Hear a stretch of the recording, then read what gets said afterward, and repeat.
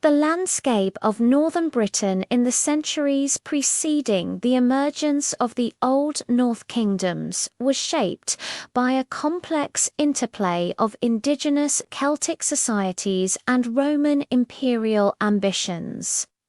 The region that would later become known as Hen Ogold bore witness to nearly 4 centuries of Roman occupation, during which time the existing tribal structures were both challenged and paradoxically preserved in modified forms that would prove crucial to the post-Roman political landscape. The Brigantes dominated the largest territorial expanse among the northern British tribes, controlling vast swathes of what is now Yorkshire, Lancashire, and parts of the Lake District. Archaeological evidence from settlements like Stanwick in North Yorkshire reveals a sophisticated society with extensive hill firs, some encompassing over 700 acres, protected by multiple ramparts and defensive ditches. The Brigantian capital is Cererium Brigantum. Modern Old Berb developed from an earlier native settlement into a substantial Romano-British town with tessellated pavements, hip-hop heating systems, and a forum complex that rivaled those found in southern Britain. The tribal confederation's internal politics proved as complex as their territorial holdings. Queen Cartamandu's rule during the mid-1st century AD demonstrated the sophisticated political structures that existed among the Brigantes, with evidence suggesting a system of subchiefs governing discrete territories under her overall authority. Her alliance with Rome, formalized through a client-king relationship, allowed the Brigantes to maintain considerable autonomy while benefiting from Roman protection and trade networks. The subsequent civil war between Cartamandua and her consort, Venusius, revealed deep factional divisions within Brigantian society, with archaeological evidence from sites like Inglebar showing signs of hasty fortification and conflict during this period. North of the Brigantes, the Votadine occupied the coastal regions from the Firth of Forth to the River Tweed, establishing their primary stronghold at Traprain-Law in East Lothian. This massive hill fort, rising 724 feet above sea level, shows continuous occupation from the Bronze Age through the Roman period and beyond. Excavations have revealed a settlement covering 40 acres at its peak, with evidence of metalworking, pottery production, and extensive trade connections reaching as far as the Mediterranean. The famous Trepan-Law treasure, discovered in 1919, consisted of over 100 pieces of late Roman silver, much of it deliberately hacked and folded, suggesting either ritual deposition or preparation for melting down into ingots for trade. The Vedanas' relationship with Rome differed markedly from that of their southern neighbors. Rather than experiencing conquest and direct incorporation, they maintained their independence while engaging in diplomatic and commercial relationships with the Roman administration. Roman coins found at Vedene sites demonstrate sustained contact, while the absence of Roman military installations in their core territory suggests a mutually beneficial arrangement that allowed Rome to focus its military resources elsewhere while securing the Votadine as a buffer against more hostile northern tribes. The Nanti controlled the southwestern regions of what is now Dumfries and Galloway. with their territory extending across the fertile lands between the Solway FTH and the Galloway Hills. Their principal settlements included fortified sites at Risbon Camp, near Withorn, and the massive hill fort at Trusty S Hill, which recent archaeological work has revealed to contain Pictish symbols carved into the bedrock, suggesting complex cultural interactions across tribal boundaries. The Novantes' position gave them control over important sea routes across the Irish Sea, facilitating connections with Ireland that would prove significant in the later spread of Christianity throughout the region. The Selgovae occupied the central southern uplands, establishing settlements in the valleys of the Yarrow, Ettrick, and Tevy rivers. Their territory included formidable hill forts such as Eldon Hill North, which covered 40 acres and contained evidence for over 300 individual round houses, suggesting a substantial population concentration. The strategic position of Salgovae territory, controlling key passes through the southern uplands, made them important players in the broader political landscape of northern Britain. Roman military intervention in northern Britain began in earnest during the governorship of Gaius Julius Agricola from 78 to 84 AD. His campaigns, documented by his son-in-law Tacitus, reveal the systematic approach Roman forces took to subduing the northern tribes. The construction of a network of forts, temporary camps, and roads created an infrastructure that would profoundly influence the region's development. Major fortifications like Inchtussil in Perth, designed to accommodate an entire legion, demonstrate the scale of Roman ambitions in the north. Even though many of these installations proved temporary as imperial priorities shifted.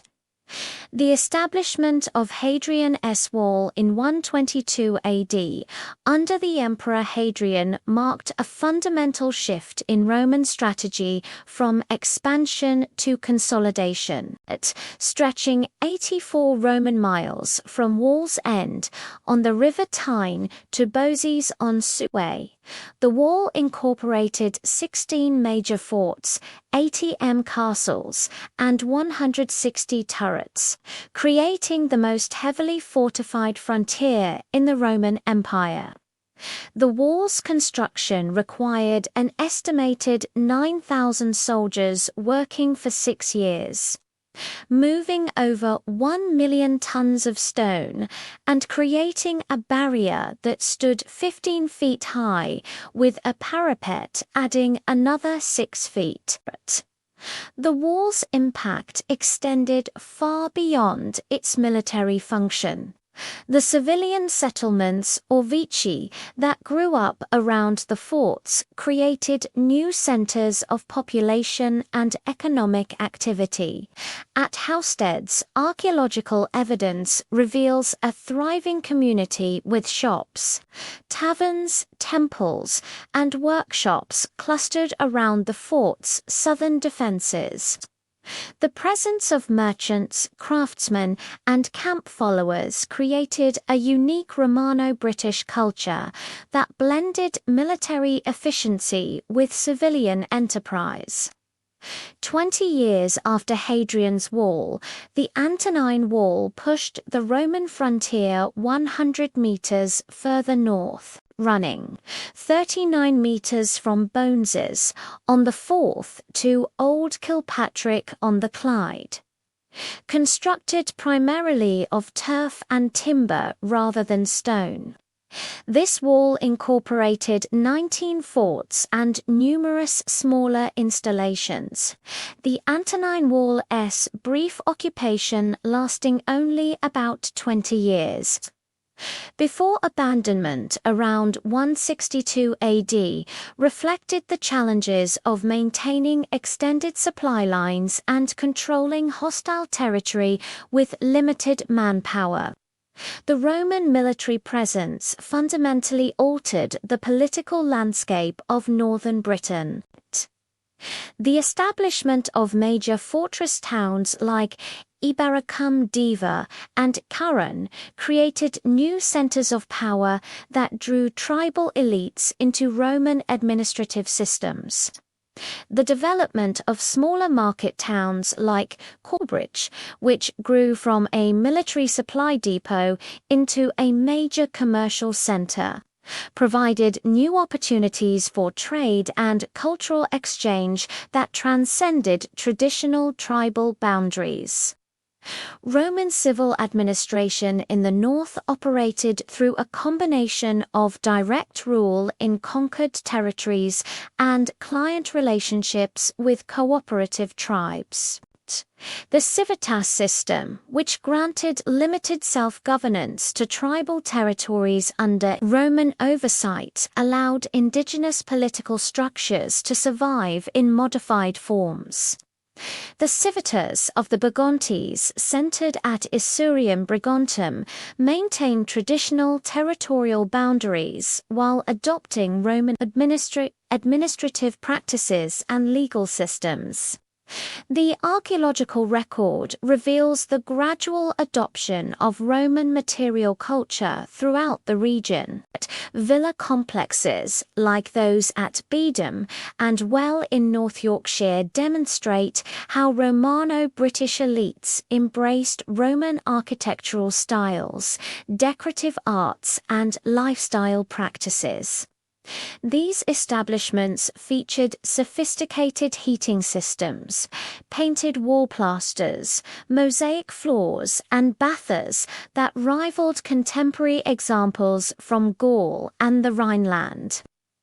The Roman road network created lasting changes to settlement patterns and economic relationships throughout northern Britain. Major routes, like Dar Street running from Ibercum to the Antonine Wall, and the road from Carlisle to Newcastle, facilitated not only military movement but also commercial traffic that connected previously isolated communities. Milestones, manunisses, and smaller settlements grew up along these routes, creating new focal points for regional development. The introduction of Roman coinage revolutionized economic relationships throughout the region. Hoards of Roman coins found at sites across northern Britain demonstrate the penetration of monetary exchange systems into areas that had previously relied on barter and gift exchange. The presence of locally produced pottery imitating Roman forms alongside imported goods like Samian, ware from Gaul, and amphorae from the Mediterranean, reveals the integration of northern British communities into empire-wide trade networks. Christianity's arrival in northern Britain occurred gradually during the late Roman period, with evidence suggesting multiple routes of transmission. The presence of Christian symbols on artifacts from sites like Vindolanda and the discovery of early Christian burials at locations such as Panbury in Dorset indicates that the new religion had begun to establish itself among both military and civilian populations by the 3rd century AD. The conversion of Constantine in 312 AD accelerated this process with official imperial support, facilitating the construction of churches and the appointment of bishops to major urban centers. The archaeological evidence from sites like Withon and Galloway suggests that Christianity may have established particularly strong roots in the territories of the Nanti and other southwestern tribes. The tradition associating Saint Nin with the establishment of a church at Wythorn in the late 4th or early 5th century. While not conclusively proven archaeologically aligned with evidence for early Christian activity in the region, carved stones bearing Christian symbols and Latin inscriptions from this period demonstrate the presence of literate Christian communities capable of sophisticated theological and artistic expression. The gradual withdrawal of Roman military forces from Britain began in the late 4th century as imperial resources were redirected to defend against barbarian incursions along the Rhine and Danube frontiers. The usurpation of Maximus in 383 AD, who withdrew significant numbers of troops from Britain for his continental campaigns, marked the beginning of a process that would culminate in the complete abandonment of Roman administration by the early 5th century. The collapse of Roman civil government created a power vacuum that existing Romano-British elite struggled to fill. Archaeological evidence from sites like Bird Dowswald on Hadrian-S Wall reveals the transformation of Roman military installations into civilian settlements with timber halls built within former barracks blocks, and evidence for continued occupation well into the 5th century. These adaptations suggest that local communities attempted to maintain some semblance of organized authority in the absence of imperial administration. The survival of Romano-British culture into the post-Roman period is evidenced by the continuation of urban life at centres like Carlisle, where archaeological excavations have revealed sustained occupation and the maintenance of Roman-style buildings into the 6th century. The presence of imported pottery and other luxury goods at these sites indicates that trade networks, while reduced, continued to function after the formal end of Roman rule. The transformation of tribal territories into the kingdoms of the Old North built upon foundations established during the Roman period. The administrative boundaries of the civits, the road networks that connected major settlements, and the political relationships forged between Roman authorities and tribal elites all contributed to the emerging post-Roman political landscape. The archaeological record demonstrates remarkable continuity in settlement patterns, with many sites showing unbroken occupation from the late Roman through these early medieval periods, suggesting that the transition from Roman to native rule was often gradual rather than catastrophic.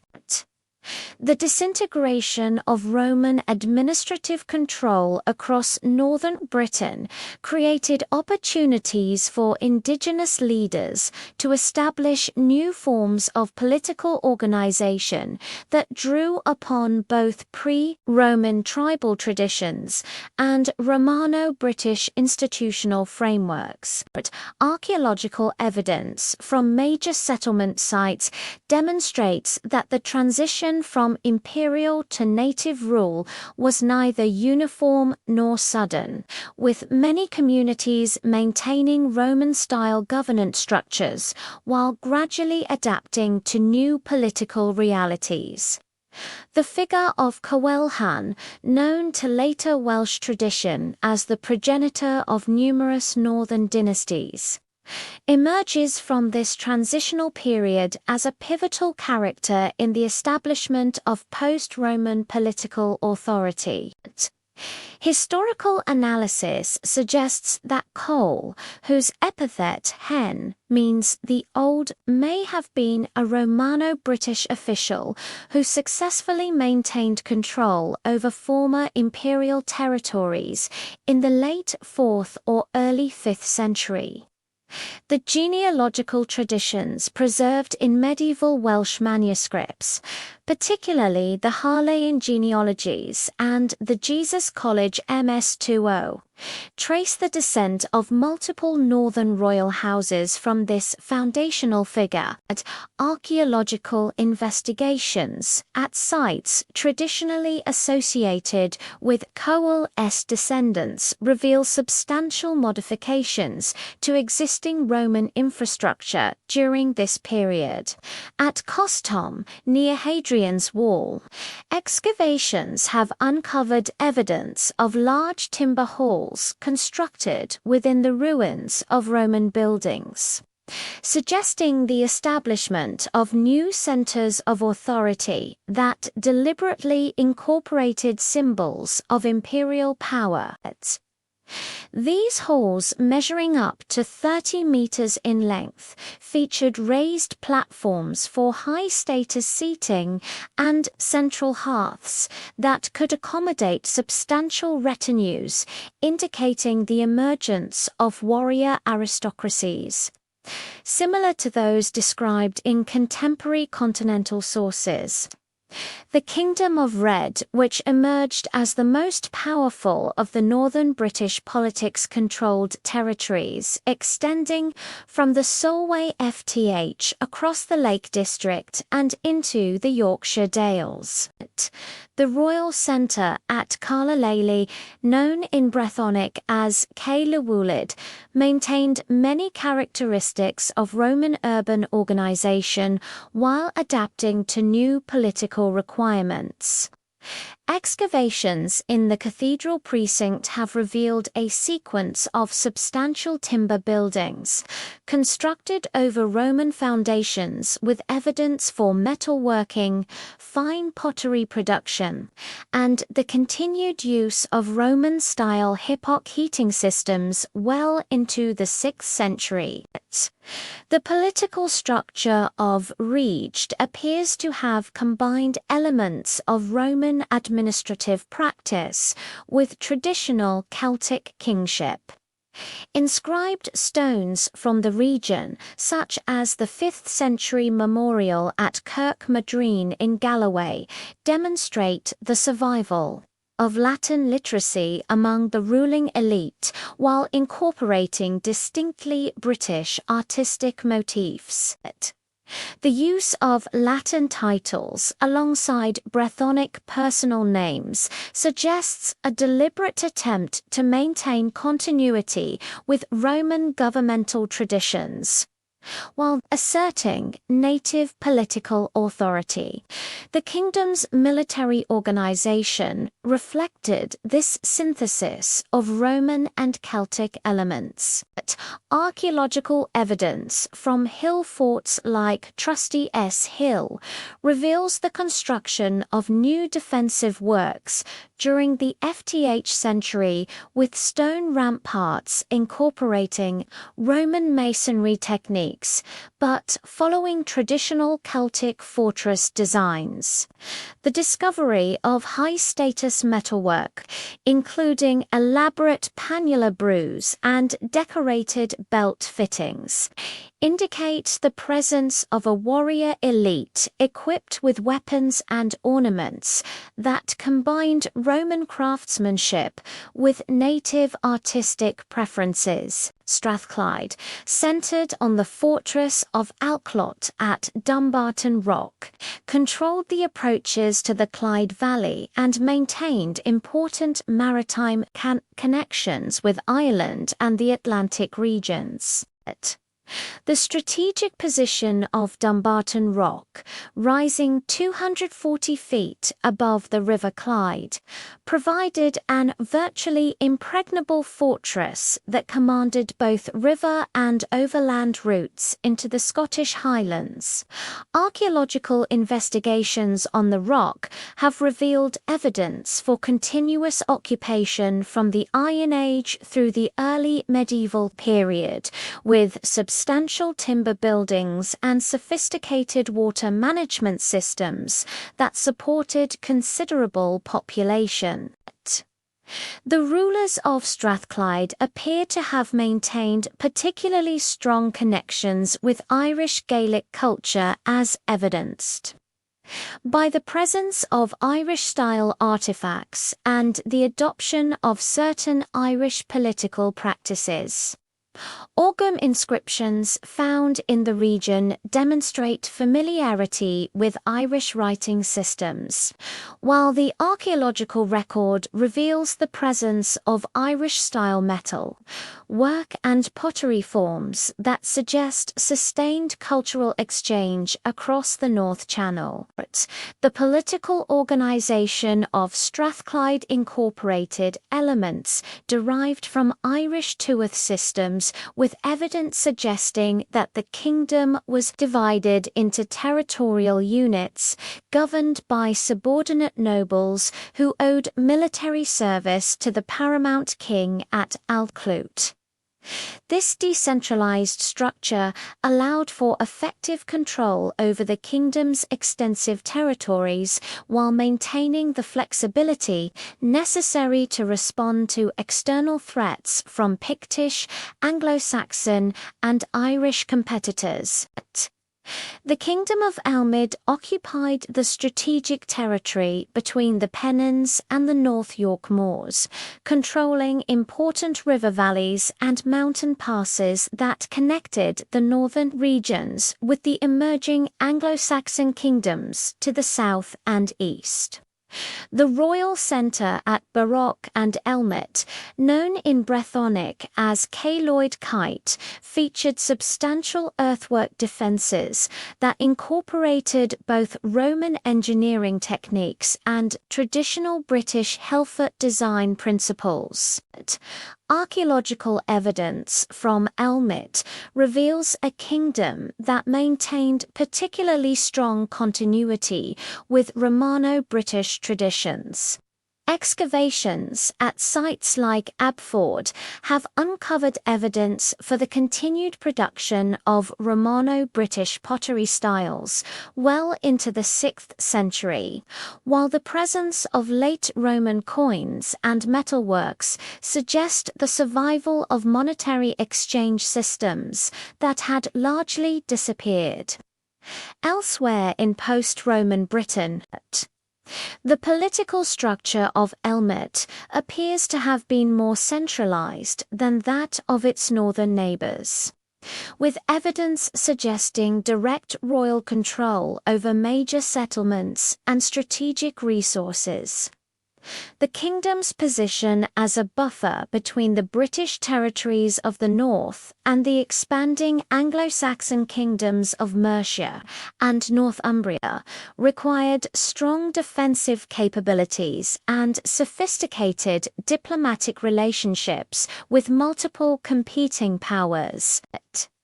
The territories of the Godine, centred on the fortress of Dinadon at Edinburgh, controlled the eastern approaches to the Scottish lowlands and maintained important connections with both Pictish and Anglo-Saxon neighbours.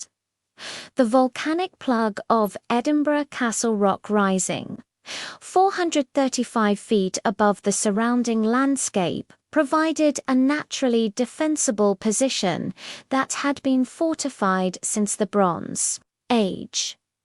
Archaeological investigations have revealed evidence for substantial timber buildings constructed during the 5th and 6th centuries with sophisticated drainage systems and evidence for metalworking activities that suggest the presence of a substantial royal court. The political organization of the Jadoddin territories appears to have been based on a confederation of related kindreds, each controlling discrete territorial units but acknowledging the paramount authority of the king at Din Aydin. This system, reflected in the genealogical traditions preserved in medieval Welsh sources, allowed for considerable local autonomy while maintaining unified military command when external threats required coordinated responses. The military culture of the Jadoddin, as preserved in the early medieval poem, Why Jadoddin attributed to the Bardain, reveals a warrior society that emphasized personal valor, loyalty to kinship groups, and the importance of heroic reputation. Archaeological evidence from weapon hoards and high-status burials confirms the presence of a heavily armed warrior elite equipped with long swords, spears, and shields that combined Roman metallurgical techniques with traditional Celtic decorative styles. The emergence of these kingdoms occurred within a broader context of population movements and territorial reorganization that affected the entire region. The establishment of Irish Gaelic settlements in western Scotland, traditionally associated with the migration of the Scots from Dalriada in Northern Ireland, created new political dynamics that required the British kingdoms to develop sophisticated diplomatic and military responses. Archaeological evidence from sites like Dunad in Argyll reveals the establishment of substantial Irish settlements during the 5th century, with evidence for the construction of hill forts, the production of distinctive Irish-style artifacts, and the maintenance of close cultural connections with Ireland. The presence of Orgum inscriptions and Irish ecclesiastical sites demonstrates the transplantation of complete cultural and religious systems rather than simple population movements. The interaction between these Irish settlers and the existing British populations appears to have been complex and varied. In some areas, particularly along the western coasts, archaeological evidence suggests peaceful coexistence and cultural exchange with mixed artifact assemblages, indicating intermarriage and cultural synthesis. In other regions, particularly those with strategic importance or valuable resources, evidence for conflict and territorial competition is more apparent. The political structures that emerged during this period reflected the need to balance traditional tribal loyalties with the practical requirements of territorial defense and resource management. The concept of the Men of the North, preserved in later Welsh literature as guild, represented a shared cultural identity that transcended individual kingdom boundaries while maintaining distinct political autonomies. This shared identity was reinforced by common linguistic, religious, and cultural traditions that distinguish the British kingdoms from their Irish, Pictish, and Anglo-Saxon neighbours. The archaeological record reveals remarkably consistent material culture across the region, with similar pottery styles, metalwork techniques, and architectural forms appearing at sites throughout the northern British territories. The military organization of these kingdoms incorporated innovations that reflected both Roman military traditions and Celtic warrior customs. Evidence from weapon hoards and fortification sites suggests the development of combined arms tactics that utilize Both heavy infantry formations derived from Roman models and light cavalry forces that drew upon traditional Celtic military practices.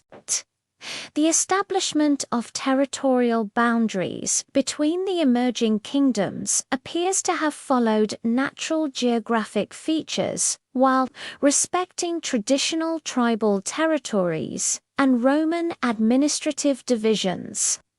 River valleys, mountain ridges, and coastal features provided defensible frontiers that could be effectively patrolled and controlled with limited manpower resources.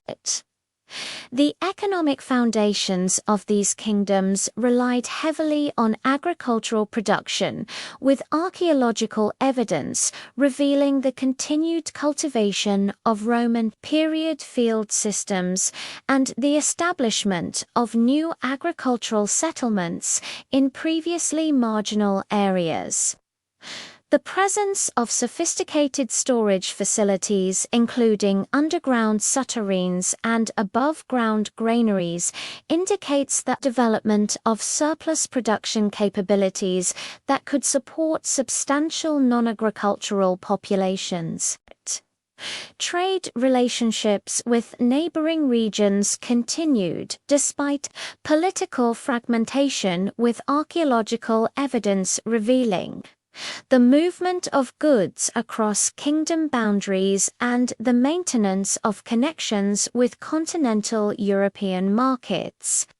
The presence of imported pottery, metalwork, and other luxury goods at high-status sites demonstrates the survival of exchange networks that had developed during the Roman period. The religious landscape of the emerging kingdoms reflected the complex inheritance of Roman Christianity, traditional Celtic beliefs, and new influences from Irish and continental sources. Archaeological evidence from sites like Wython reveals the establishment of substantial Christian communities during this period, with evidence for church construction, Christian burial practices, and the production of Christian artistic works. The integration of Christian institutions into the political structures of the kingdoms provided new sources of legitimacy and administrative capability. The appointment of bishops and the establishment of monasteries created networks of educated clergy who could provide literacy, legal expertise, and diplomatic services that were essential for effective governance in the post-Roman environment. The consolidation of political power across the northern British kingdoms during the 6th century rested fundamentally upon the military capabilities of professional warrior bands, whose organization and culture represented a synthesis of Roman military traditions and indigenous Celtic practices. These warrior elites, known in contemporary Welsh sources as the Tulu, form the backbone of royal authority and territorial control throughout Hen. All archaeological evidence from major settlement sites reveals the emergence of a sophisticated military culture that combined advanced metallurgical techniques with traditional concepts of personal honor and kinship loyalty. The commitator system that developed across the northern kingdoms drew heavily upon both Roman military organization and Germanic warrior band structures that had been observed and adapted during centuries of frontier contact. At its core, this system centered upon the personal relationship between a king or lord and his sworn warriors, who received weapons, armor, sustenance, and treasure in exchange for military service and absolute loyalty. Excavations at royal centres like Carl Island and Barton Rock have uncovered substantial hall complexes specifically designed to accommodate these warrior retinues, with raised platforms for high-status seating and central hearth areas capable of hosting elaborate feasting ceremonies that reinforce social bonds and hierarchical relationships. The Tulu represented the professional, military core of each kingdom's armed forces, typically numbering between 100 and 300 warriors depending upon the realm's size and resources. These men were distinguished from ordinary militia levies by their full-time military status, superior equipment, and intensive training in weapons handling and tactical formations. Archaeological evidence from weapon hoards discovered at sites like Troprane Law and Trusty S. Hill reveals the sophisticated metallurgical techniques employed in producing the arms and armor that equipped these elite warriors. The primary weapon of the northern British warrior was the long sword, typically measuring between 75 and 85 centimeters in length with a broad double-edged blade capable of both cutting and thrusting attacks. Metallurgical analysis of surviving examples reveals the use of pattern welding techniques that created blades of exceptional strength and flexibility through the careful manipulation of iron and steel components. The hilts featured elaborate guards and pummels decorated with intricate knotwork patterns and inlaid precious metals that proclaimed the owner's status and wealth. Spears served as both primary weapons and symbols of authority throughout the warrior culture of Hinut. Archaeological examples range from light javelins designed for throwing two heavy thrusting spears exceeding 2 meters in length. The spearheads themselves display remarkable craftsmanship with leaf-shaped blades featuring pronounced ridges that provided both structural strength and improved penetration capabilities. Many examples bear runic inscriptions or Celtic artistic motifs that suggest these weapons possess ceremonial as well as practical significance. The shield remained the warrior's primary defensive equipment, typically constructed from lime or poplar wood planks, covered with leather and reinforced with iron rim binding. Archaeological reconstruction based on metal fittings recovered from burial sites indicates shields measuring approximately 60 centimeters in diameter, with central iron bosses that could serve as offensive weapons in close combat. The decorative elements preserved on shield bosses and rim fittings reveal sophisticated artistic traditions that combined Roman provincial styles with distinctively geometric patterns. Body armor among the northern British warriors consisted primarily of mail shirts constructed from thousands of interlocking iron rings. The production of mail armor required exceptional metallurgical skill and represented a substantial investment of resources, making it available only to the wealthiest warriors and their immediate retainers.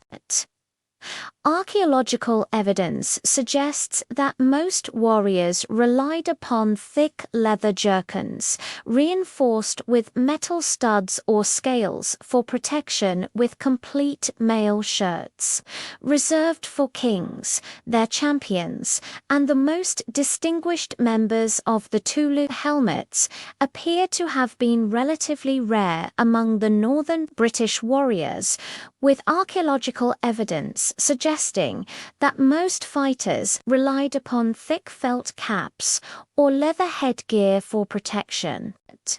The few helmet fragments recovered from high-status burial sites reveal sophisticated construction techniques incorporating both iron and bronze elements with decorative crests and face guards that proclaimed the wearer's elite status.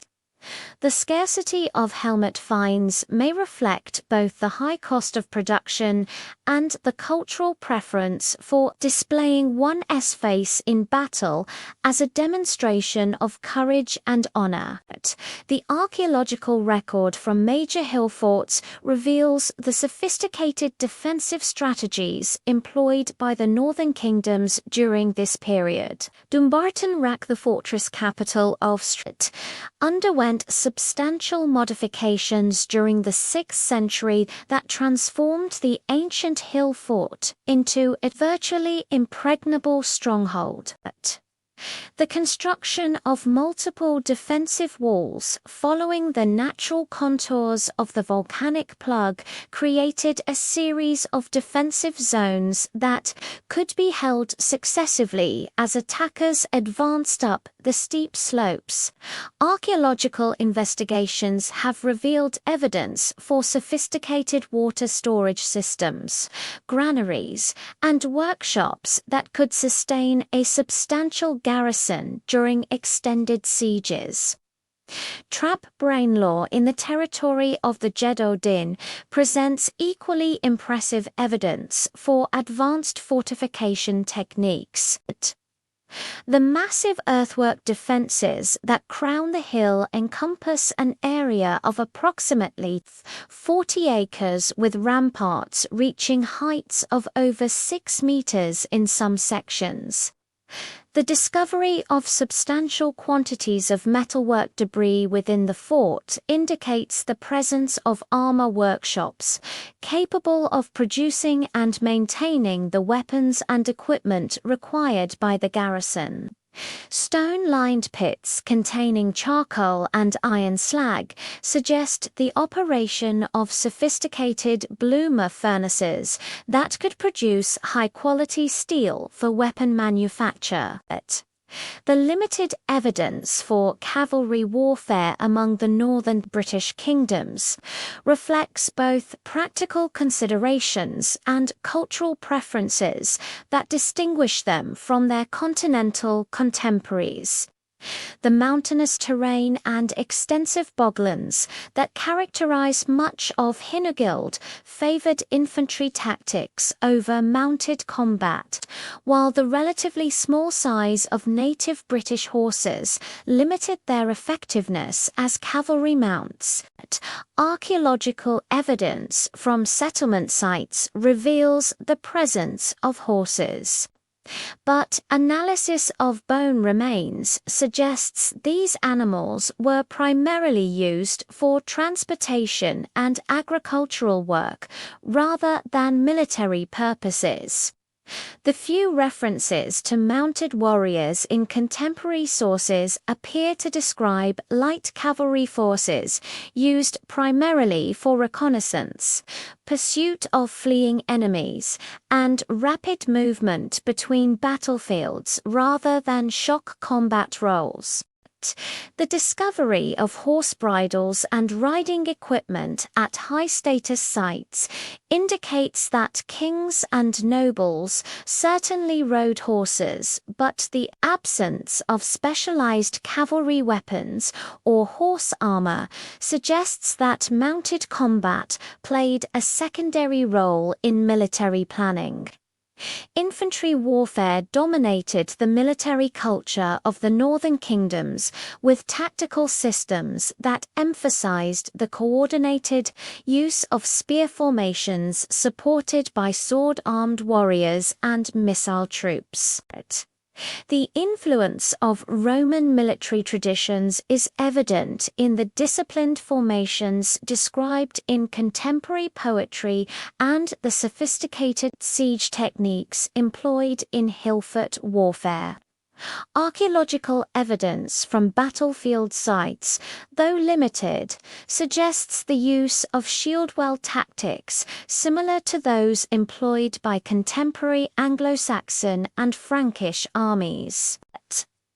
The warrior culture that emerged across Hintergald found its most vivid expression in the corpus of early Welsh poetry that preserves contemporary accounts of military values, battle descriptions, and heroic ideals. The poem Y Goden, attributed to the Barden Aaron and describing a military expedition from Dyn Eidan to Cattraeth, provides detailed insights into the warrior mentality that dominated northern British society during this period. The verses emphasize concepts of personal honor, loyalty to kinship groups, and the pursuit of glorious death in battle as the highest achievement available to a warrior.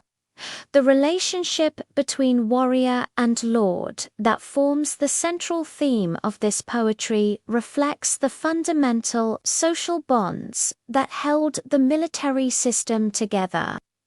Warriors were expected to demonstrate absolute loyalty to their lord, fighting to the death in his defense and avenging any injuries or insults directed against him. In return, lords were obligated to provide their followers with weapons, armor, horses, and generous hospitality, while ensuring that their achievements received appropriate recognition through gift-giving and public praise.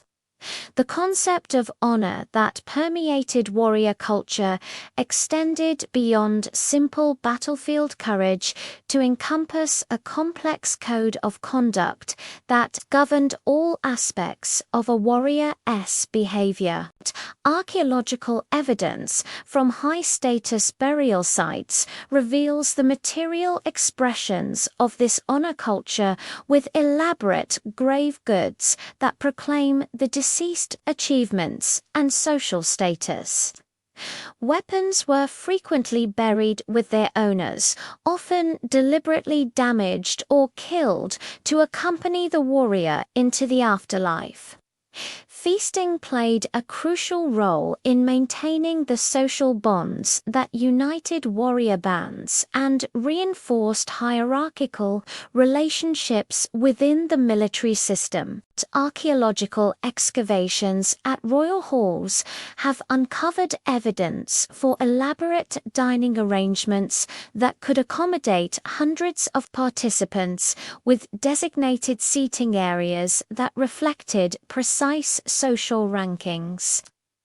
The discovery of imported pottery, glass vessels, and exotic foodstuffs demonstrates the lengths to which rulers went to provide impressive hospitality for their followers.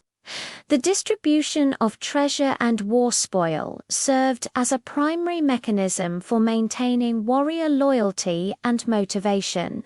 Contemporary poetry describes kings as gold givers and ring distributors, emphasizing their role as sources of material reward for military service.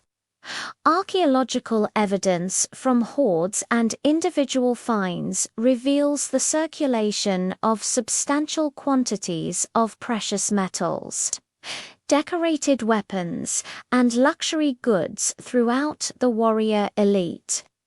The practice of rewarding distinguished service with valuable gifts created powerful incentives for heroic behavior while demonstrating the ruler's wealth and generosity. The training and preparation of warriors began in childhood among the noble families that provided the military elite. Young men were sent to the courts of allied rulers to serve as pages and squires, learning weapons, handling, horsemanship, and the complex social codes that governed warrior behavior. Archaeological evidence from settlement sites reveals the presence of practice weapons, including blunted swords and spear points that were used in training exercises designed to develop the skills necessary for effective combat. The religious aspects of warrior culture incorporated both Christian and traditional Celtic elements that reflected the complex spiritual landscape of 6th century Britain. Archaeological evidence from weapon hoards suggests the continuation of ritual practices involving the deliberate deposition of arms and armor in sacred locations, possibly as offerings to ensure victory or commemorate fallen warriors. Christian symbols appear on weapons and military equipment, indicating the integration of the new faith into traditional warrior customs. The seasonal nature of warfare in the northern kingdoms reflected both practical considerations and cultural traditions that governed military campaigns. The agricultural calendar determined the availability of manpower for military expeditions, with most major campaigns occurring during the summer months when crops required minimal attention and weather conditions favored extended operations. Archaeological evidence from hill furs reveals the construction of seasonal accommodation that could house expanded garrisons during periods of heightened military activity. The logistics of maintaining warrior bands required sophisticated organizational capabilities that drew upon both Roman administrative traditions and indigenous resource management systems. The provisioning of armies in the field demanded careful planning and substantial material resources, with evidence suggesting the development of supply networks that could support forces operating far from their home territories. Archaeological investigations at temporary campsites have revealed the remains of field kitchens, equipment repair facilities, and temporary fortifications that demonstrate the organizational sophistication of northern British military forces. The impact of this military culture extended far beyond the immediate circle of professional warriors to influence all aspects of society throughout the northern kingdoms. The values and ideals celebrated in warrior poetry became cultural norms that shaped legal systems, social relationships, and artistic expression across Hen Ogold. Archaeological evidence reveals the widespread adoption of military symbolism in decorative arts, with weapon motifs appearing on everything from jewelry to household implements. The ascension of Urien to the throne of Reged around 550 AD marked the beginning of what would become the most celebrated period in the history of the northern British kingdoms. Urien's reign, lasting approximately 4 decades until his death around 590 AD, represented the pinnacle of Hinogeld military and cultural achievement, during which the Kingdom of Reged emerged as the dominant power capable of coordinating resistance against Anglo-Saxon expansion while fostering a court culture that would preserve the memory of British heroism for centuries to come. Archaeological evidence from Carlalally reveals substantial modifications to the royal complex during the mid-6th century, with the construction of an impressive timber hall measuring over 40 meters in length and 12 meters in width. The building's sophisticated post and beam construction incorporated Roman masonry techniques, while following traditional Celtic architectural principles, creating a structure capable of accommodating the expanded royal household and warrior retinue that reflected Reg's growing power. Excavations have uncovered evidence for elaborate metalwork facilities within the royal precinct, including specialized forges capable of producing the high-quality weapons, and decorative metalwork that equipped Urian's military forces and served as diplomatic gifts to allied rulers. The territorial extent of Urian's kingdom encompassed the traditional heartland of Reged around Carlisle and the Soay FTH, but expanded significantly during his reign to include substantial portions of the Lake District, the Yorkshire Dales, and coastal regions extending north into modern Dumfries. This expansion was achieved through a combination of military conquest, diplomatic marriage alliances, and the voluntary submission of lesser rulers who recognized the advantages of association with Reed's growing power. Inscribed stones from this period, such as the memorial at Kirkmadbryn, demonstrate the extension of Reed's influence into previously independent territories through the appointment of Urian's kinsmen to governing positions. Urian's military campaigns against the expanding Anglo-Saxon kingdoms of Northumbria represented the most sustained and successful British resistance to Germanic settlement in the post-Roman period. The Anglo-Saxon Chronicle and contemporary Northumbrian sources, though naturally biased against British achievements, nevertheless acknowledge the effectiveness of Urian's military leadership and the substantial territorial losses inflicted upon the emerging English kingdoms. Archaeological evidence from sites along the traditional boundaries between British and Anglo-Saxon territories reveals the construction of new defensive works during this period, including the strengthening of existing hill forts and the establishment of new fortified positions that controlled strategic river crossings and mountain passes. The most significant of Urian's military victories occurred on the island of Angles, known in Welsh as Mun, where a coalition of northern British forces under his leadership decisively defeated an Anglo-Saxon army that had been attempting to establish a permanent foothold in North Wales.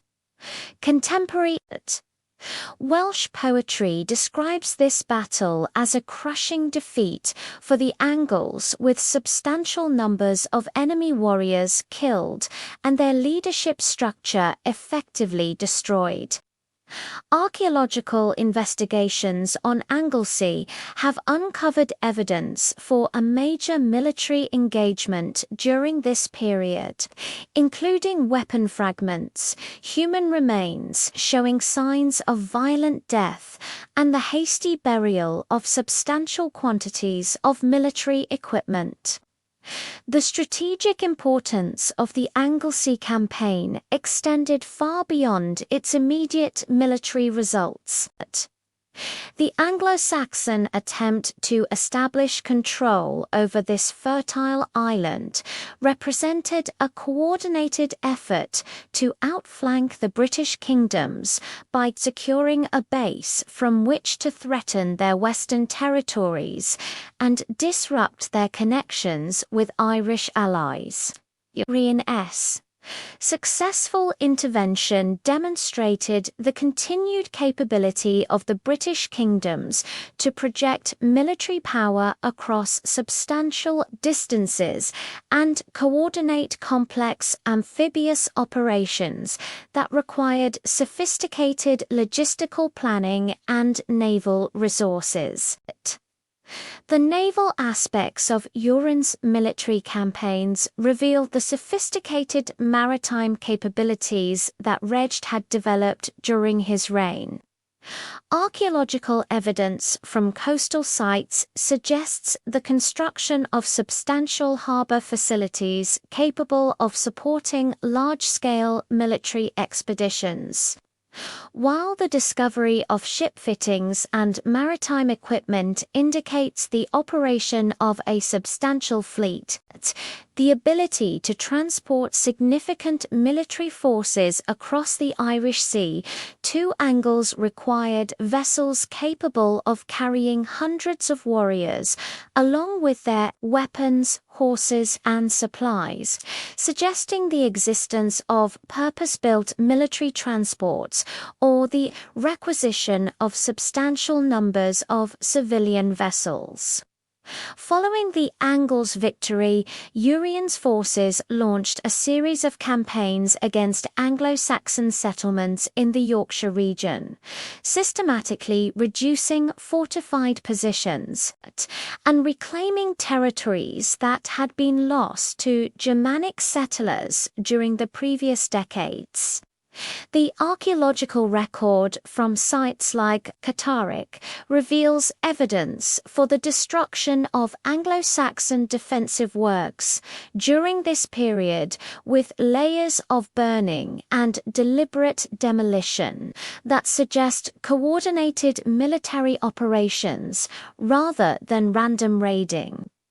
The recovery of British control over these strategic locations effectively halted Anglo-Saxon expansion westward and forced the Northumbrian kingdom to consolidate its existing territories rather than pursuing further conquest.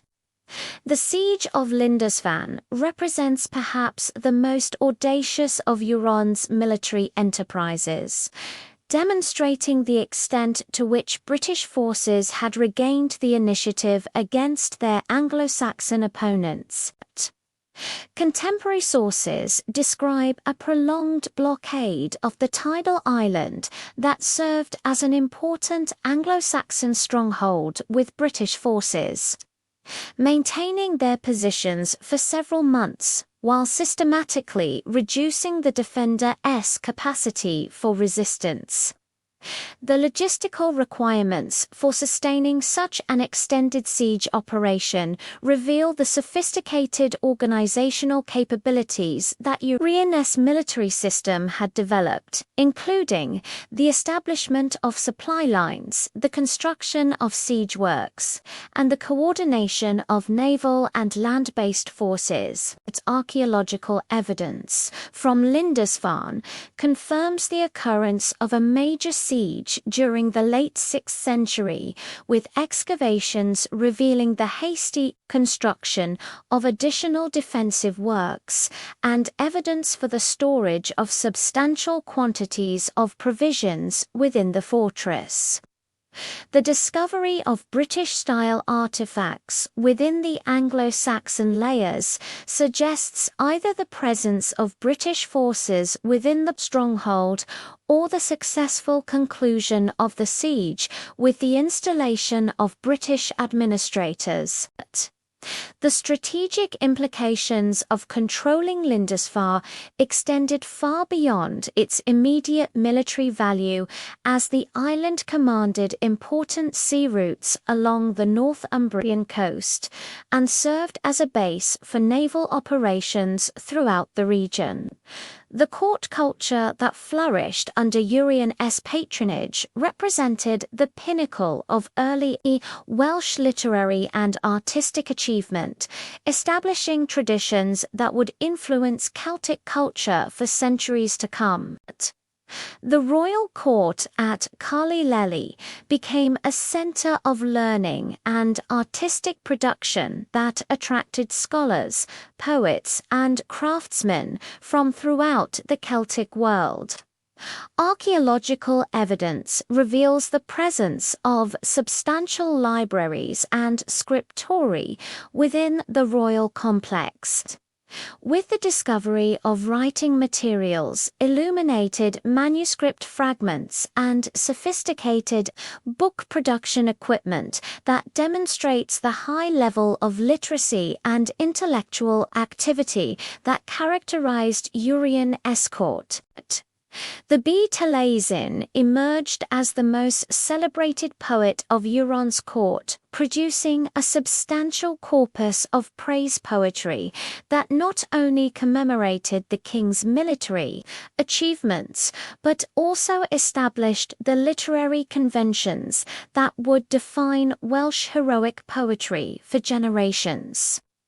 Taliesin's poems, preserved in medieval manuscripts but clearly reflecting authentic 6th century traditions, provide detailed descriptions of Euron's military campaigns, his personal characteristics, and the cultural values that defined his reign.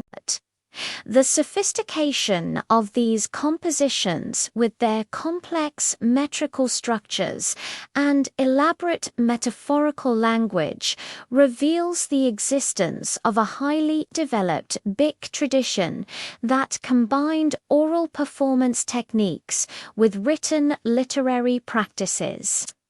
The historical accuracy of Taliesin's poetry has been confirmed by archaeological evidence from many of the sites mentioned in his compositions. References to specific battles, geographical locations, and military tactics align closely with archaeological findings from the relevant periods and locations, suggesting that these poems served as genuine historical records rather than purely fictional entertainments. The detailed descriptions of weapons, armor, and military equipment found in the poetry correspond closely to archaeological contemporary sites, providing valuable insights into the material culture of Urian's court and military forces. The patronage system that supported bardic activity at Urian's court represented a sophisticated cultural institution that served multiple political and social functions. Bards were responsible not only for entertaining the royal household, but also for preserving historical memory, legitimizing political authority, and maintaining diplomatic relationships with neighboring rulers. The complex training required to master the BIC arts included extensive memorization of genealogies, legal precedents, and historical traditions, making bards valuable repositories of knowledge that extended far beyond their literary capabilities. Archaeological evidence from the royal complex at Carlisle reveals the physical arrangements that supported bardic performances and court ceremonies. The Great Hall featured a raised platform area designated for formal presentations with acoustic properties that enhance the projection of spoken verse and musical accompaniment. The discovery of musical instruments, including fragments of harps and other stringed instruments, demonstrates the sophisticated musical traditions that accompanied poetic performances. The presence of specialized seating arrangements for different categories of court personnel reflects the complex social hierarchies that governed access to royal entertainment and cultural events. The political alliances that Urian forged with other northern British kingdoms represented a sophisticated diplomatic strategy that maximized the collective military capabilities of Hinogald while respecting the autonomy of individual rulers.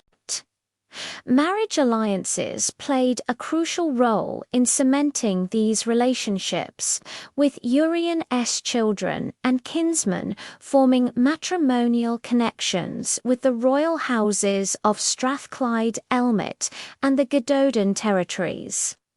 Archaeological evidence from royal burial sites reveals the exchange of prestigious grave goods between allied kingdoms, suggesting the maintenance of gift exchange networks that reinforced political relationships through material expressions of mutual respect and obligation.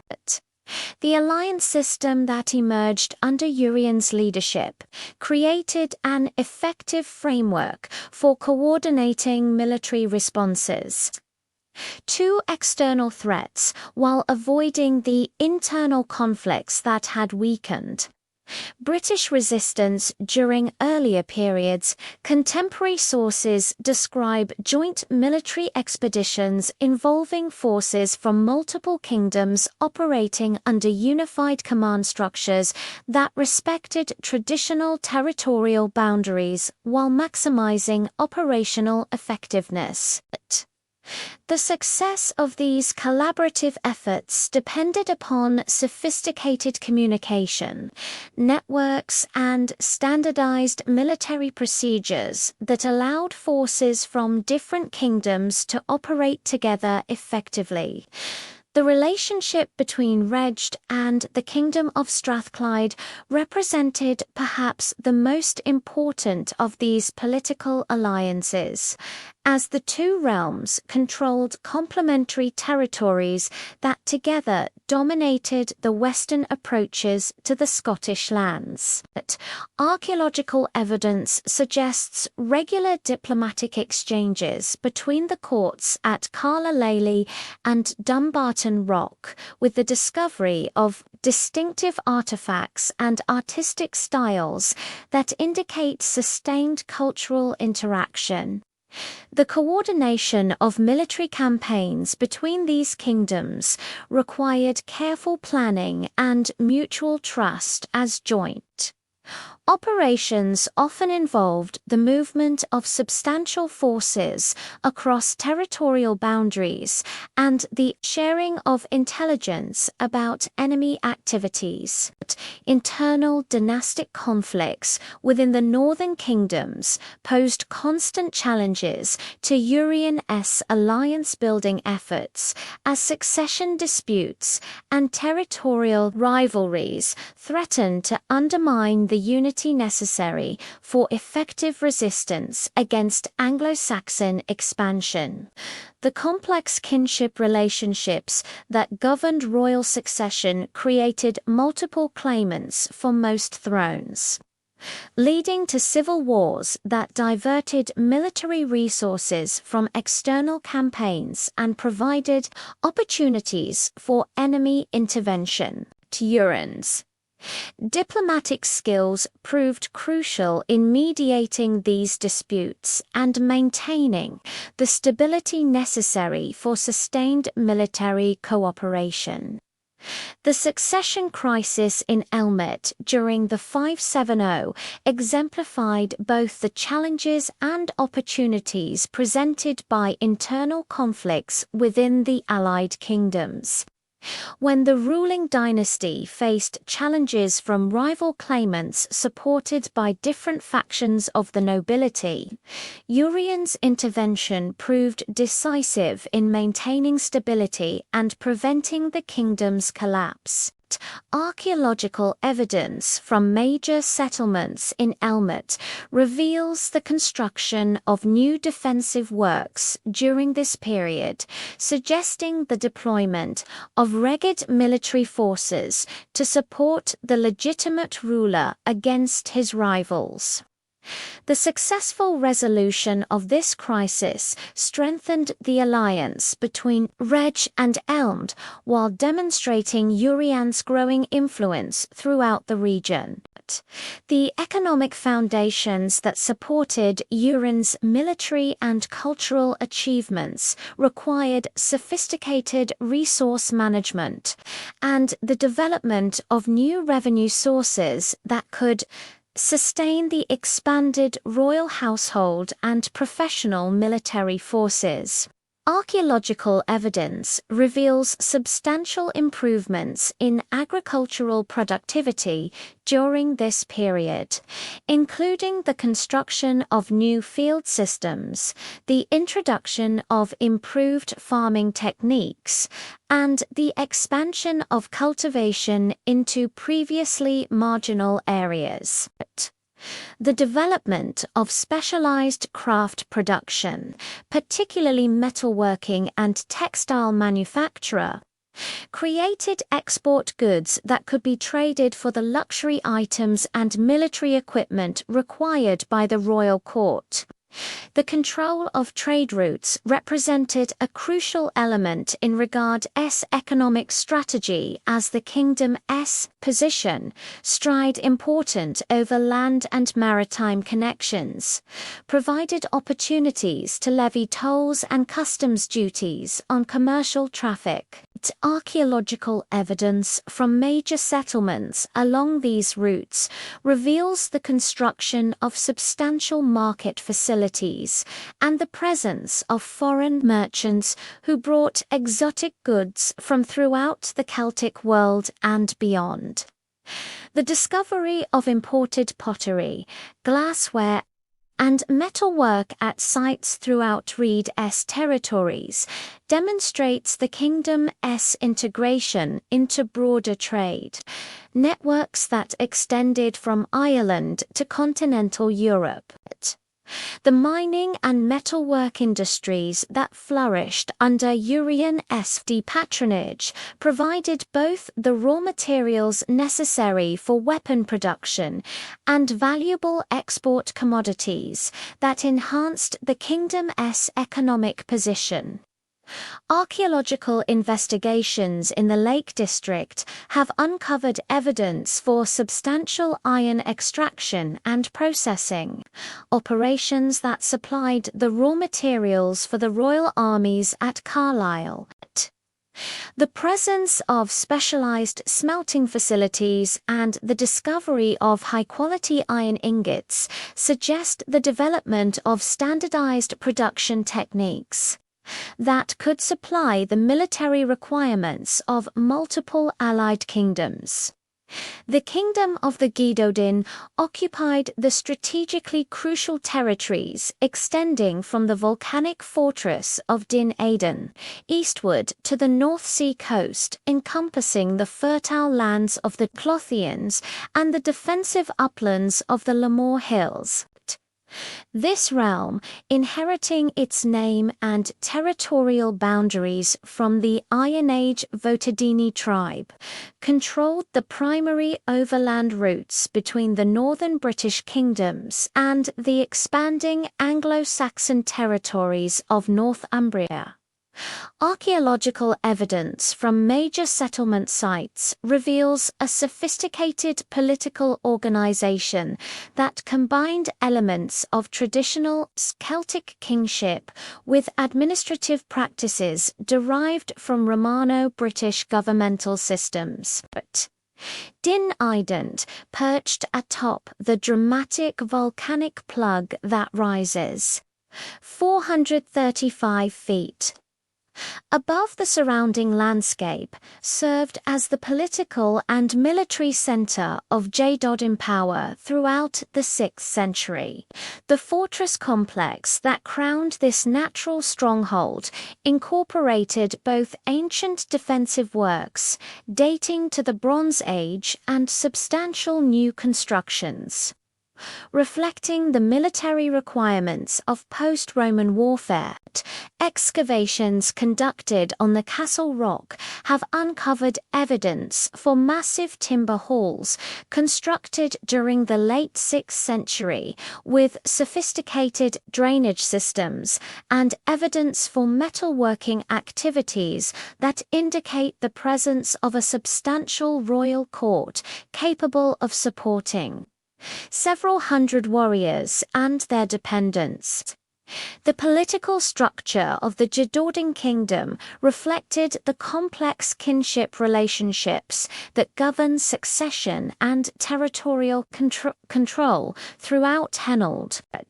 Unlike the more centralized monarchies of Reagan or Strathclyde, the Georgian territories were organized as a confederation of related noble houses, each controlling discrete territorial units, but acknowledging the paramount authority of the king at Din Iden.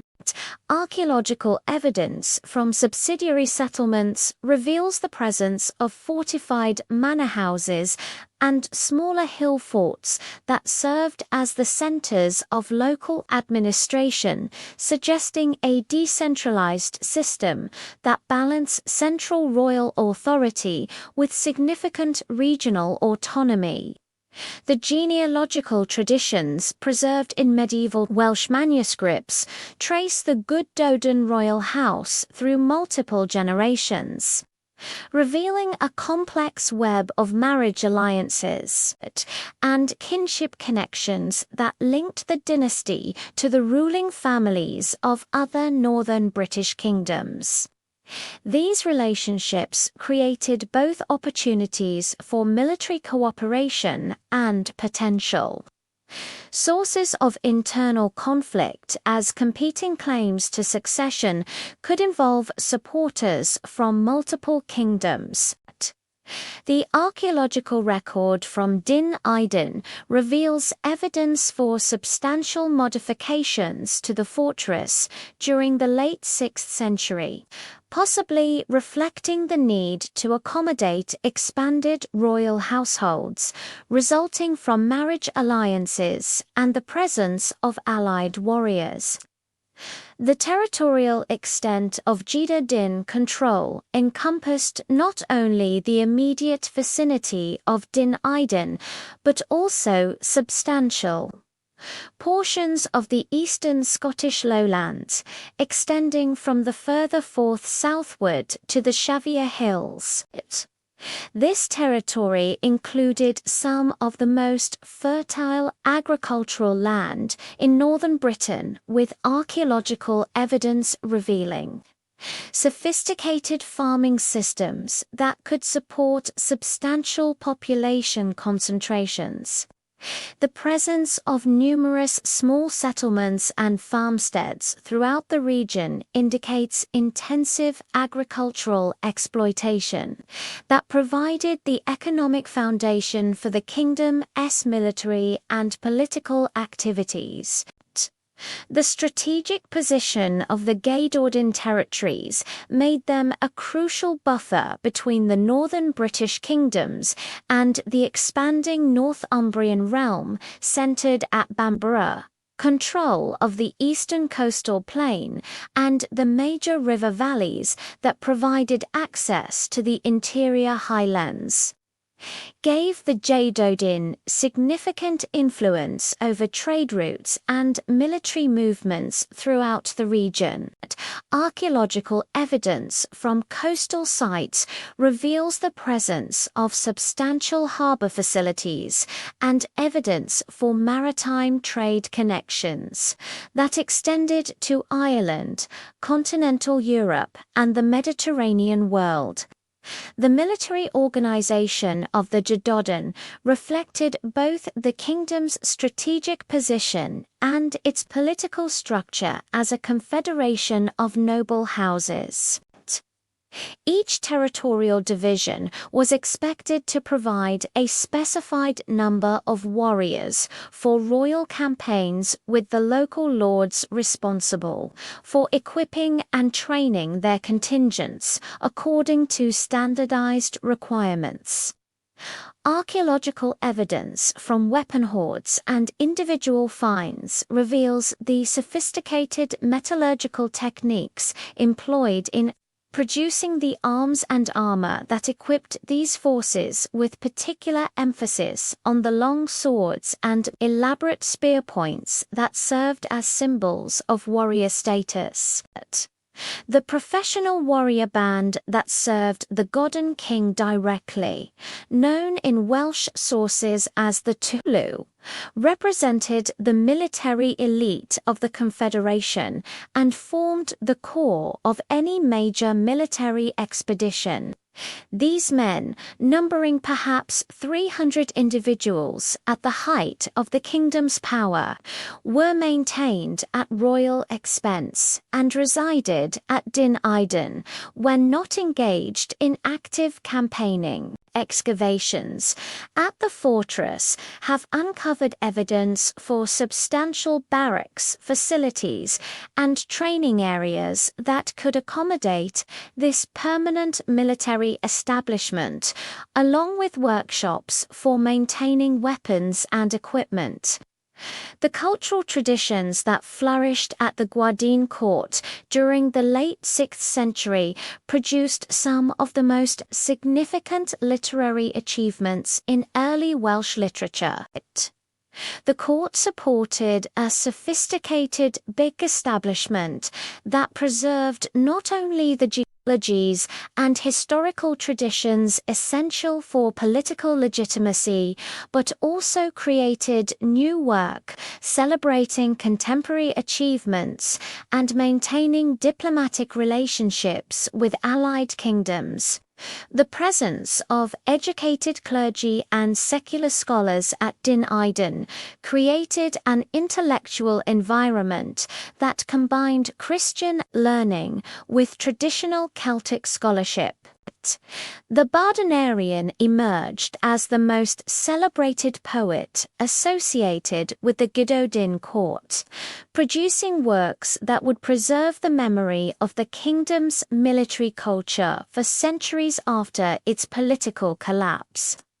His masterpiece Y Godin represents one of the earliest substantial works in the Welsh language and provides invaluable insights into the warrior culture, political relationships, and military practices of late 6th century Henag. The poem's detailed descriptions of weapons, tactics, and individual warriors correspond closely to archaeological evidence from contemporary sites, confirming its value as a historical source. The gathering of warriors that would culminate in the catastrophe at Catreth began as a carefully planned military expedition designed to strike a decisive blow against Northumbrian expansion into traditional British territories. Contemporary sources suggest that the initiative for this campaign came from Mynydog Mwynfa, the king of the Jadodin, who recognized that the growing power of the Northumbrian kingdom under Ethel Frith posed an existential threat to all the northern British realms. The strategic objective appears to have been the capture or destruction of the Anglo-Saxon stronghold at Catreth, modern Catterick in North Yorkshire, which controlled crucial river crossings and road networks in the region. Archaeological evidence from Dyn Eden reveals substantial preparations for a major military expedition during the late 6th century, including the construction of additional storage facilities and evidence for the accumulation of large quantities of weapons and supplies. The scale of these preparations suggests an operation involving several hundred warriors, far exceeding the normal size of Jidadin military forces, and indicating the participation of Allied contingents from other northern British kingdoms. The discovery of distinctive artifacts and weapon styles from various regions of Hen confirms the multi-kingdom nature of this expedition.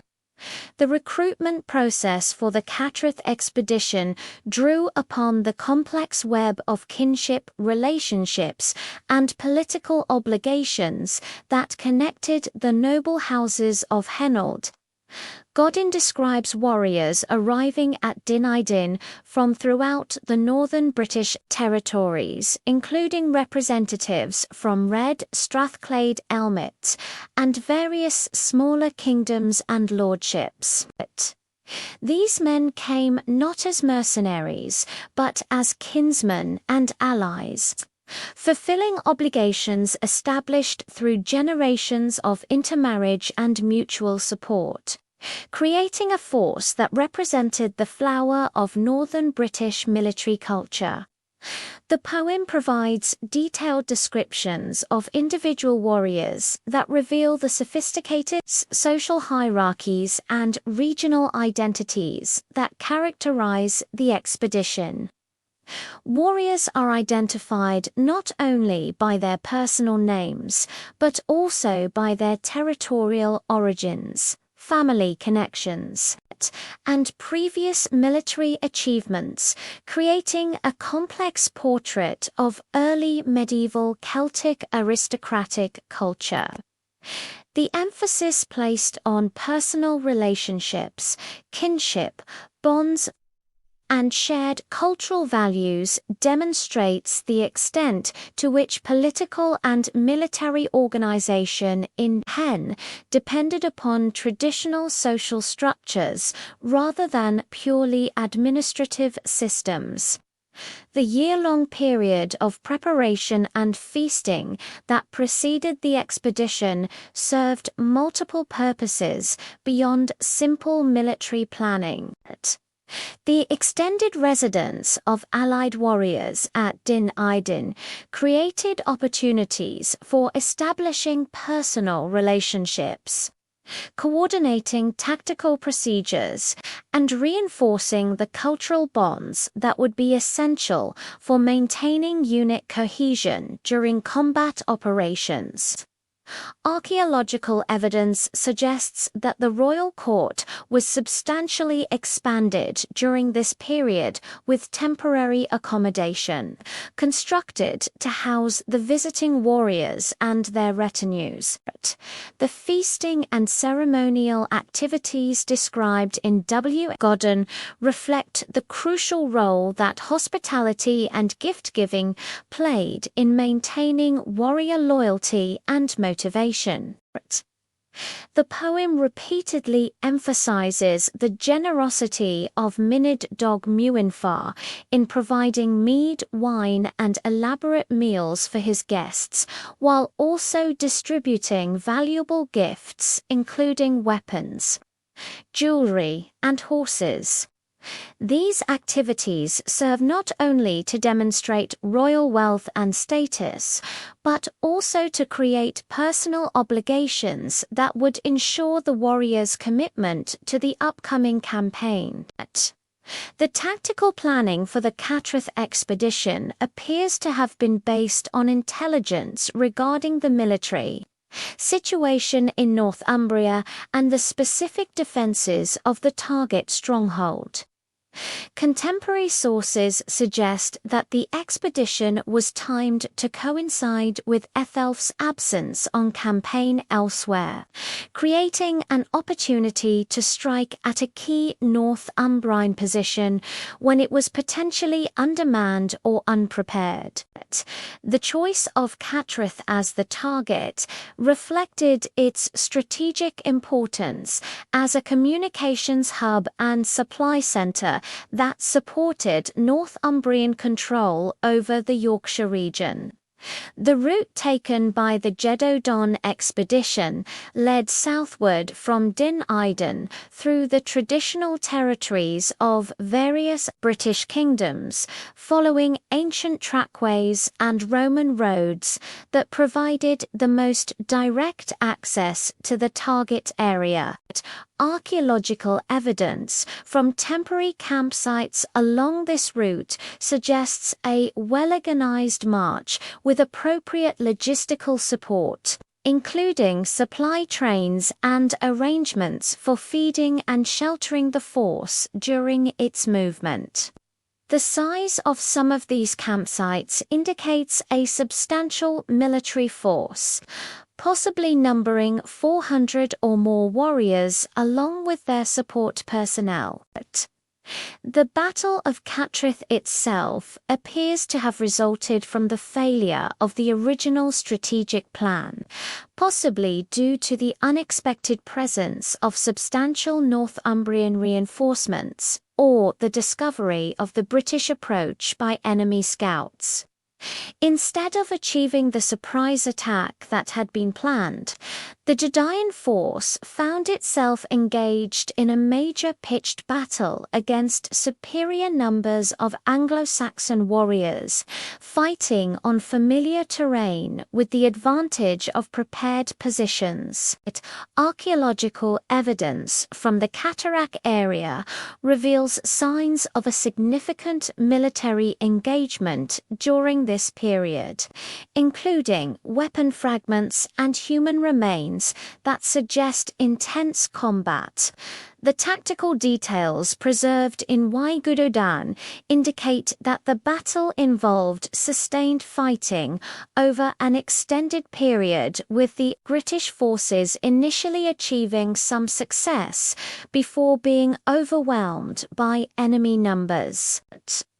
The poem describes individual acts of heroism and the gradual collapse of British resistance as warriors fell around their standards and the formation began to disintegrate.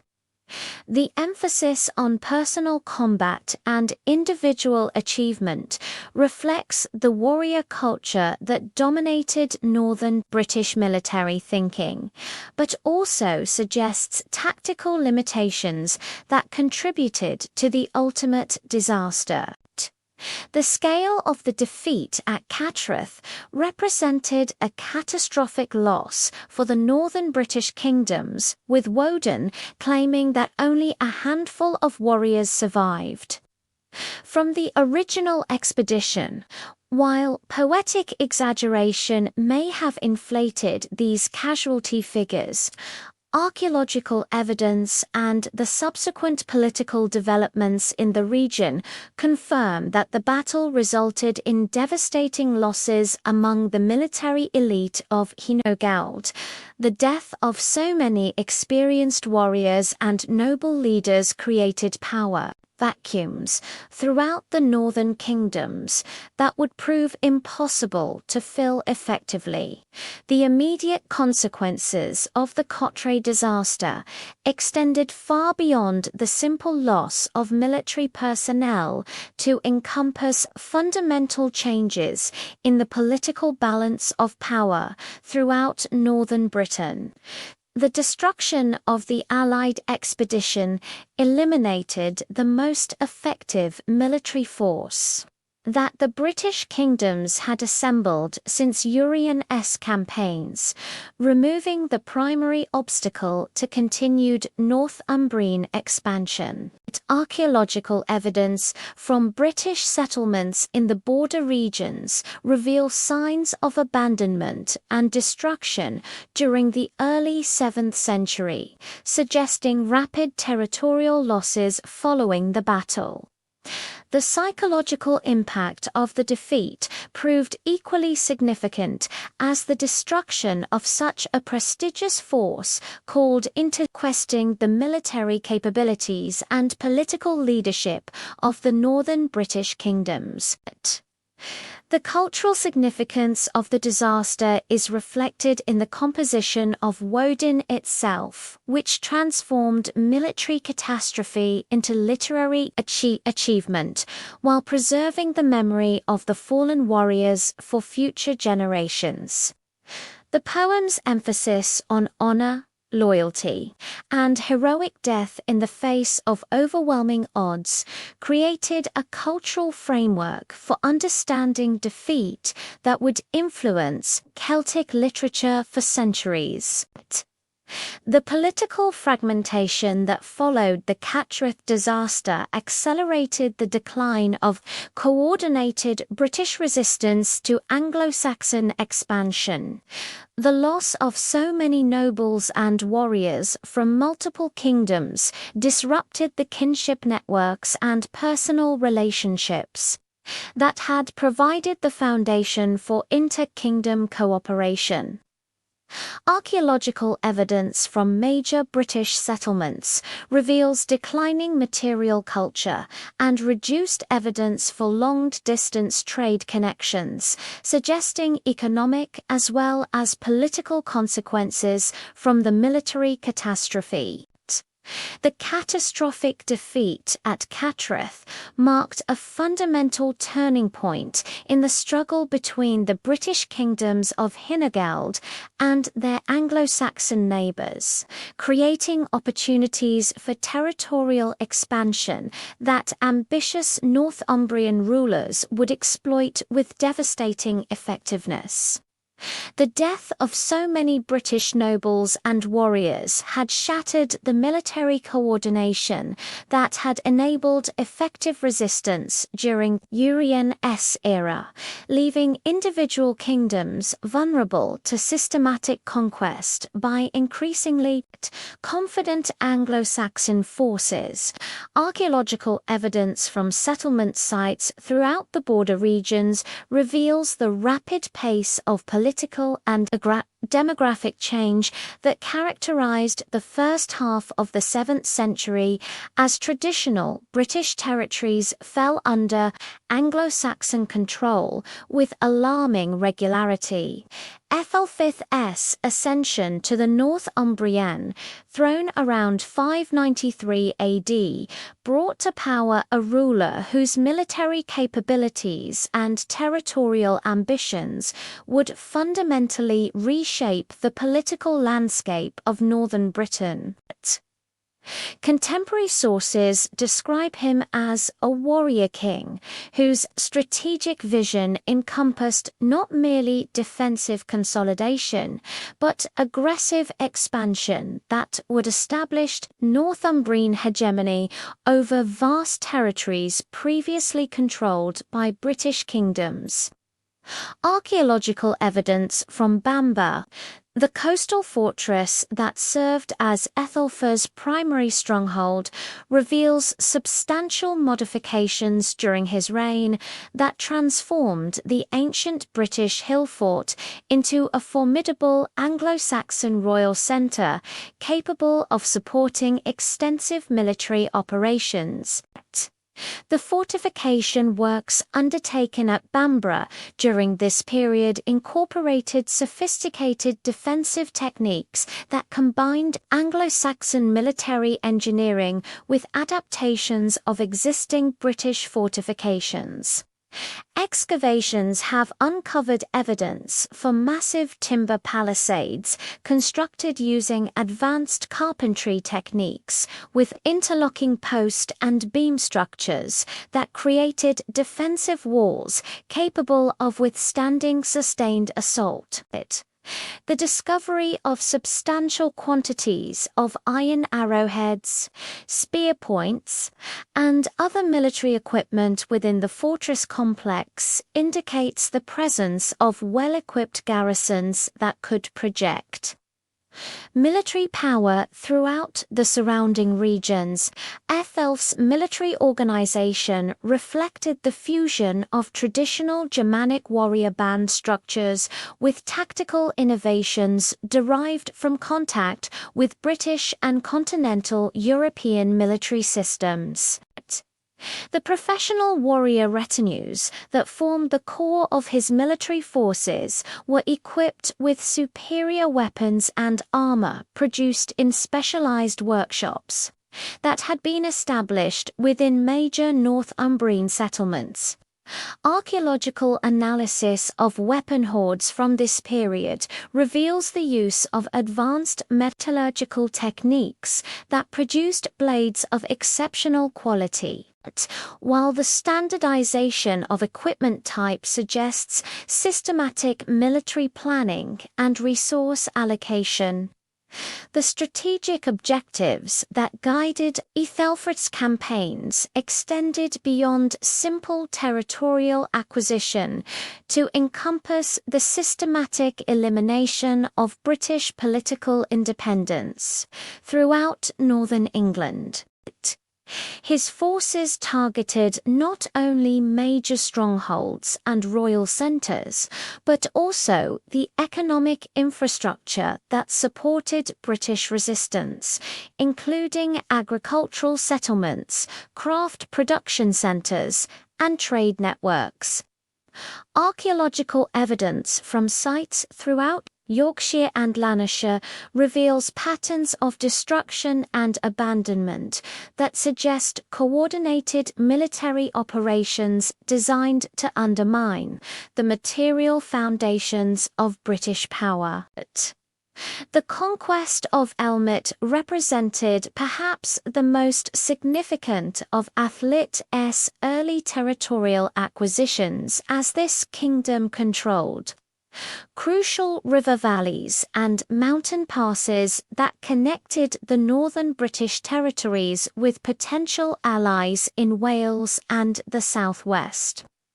The royal centre at Barwick in Elmet, which had maintained its independence throughout the previous century of Anglo-Saxon expansion, fell to Northumbrian forces around 616 AD following a systematic campaign that isolated the kingdom from external support. Excavations at the site have revealed evidence for the violent destruction of British defensive works with burned timber and collapsed stone structures, indicating the thoroughness of the Anglo-Saxon assault. The political consequences of Elmet's fall extended far beyond the immediate territorial gains, as the kingdom's strategic position had made it a crucial link in the network of alliances that connected the surviving British realms. Archaeological evidence from settlements throughout the region reveals the rapid replacement of British material culture with Anglo-Saxon artifacts, suggesting not merely political conquest, but substantial demographic change involving the settlement of Germanic populations in formerly British territories. The discovery of Anglo-Saxon burial sites within traditional British settlement areas indicates the establishment of permanent colonial communities that would prevent any future restoration of British control. The transformation of Elmet from an independent British kingdom into a Northumbrian province required sophisticated administrative systems that could integrate the conquered territory into the expanding Anglo-Saxon realm. Archaeological evidence suggests the establishment of new administrative centers at strategic locations throughout the former kingdom, with fortified compounds that served as bases for Northumbrian officials and military garrisons. The presence of specialized workshops producing Anglo-Saxon-style pottery, metalwork, and other material goods indicates the systematic replacement of British craft traditions with Germanic cultural practices. The military techniques employed in the conquest of Elmet demonstrated the tactical sophistication that Northumbrian forces had developed through decades of warfare against British opponents. Contemporary sources described the use of coordinated infantry and cavalry formations that could effectively assault hill-foot defenses while preventing the escape of defending forces. Archaeological evidence from siege sites reveals the employment of sophisticated engineering techniques, including the construction of siege works and the use of specialized equipment for breaching fortified positions. The Battle of Dexistan in 603 AD represented a crucial test of Northumbrian military capabilities against a coalition of Scottish and Irish forces led by Aidan M. Gabrine, King of Dal Riada. This engagement fought somewhere in the borderlands between modern Scotland and England, pitted Ethelfrith's expanding kingdom against a formidable alliance that sought to contain Northumbrian power before it could threaten the independence of the northern Celtic realms.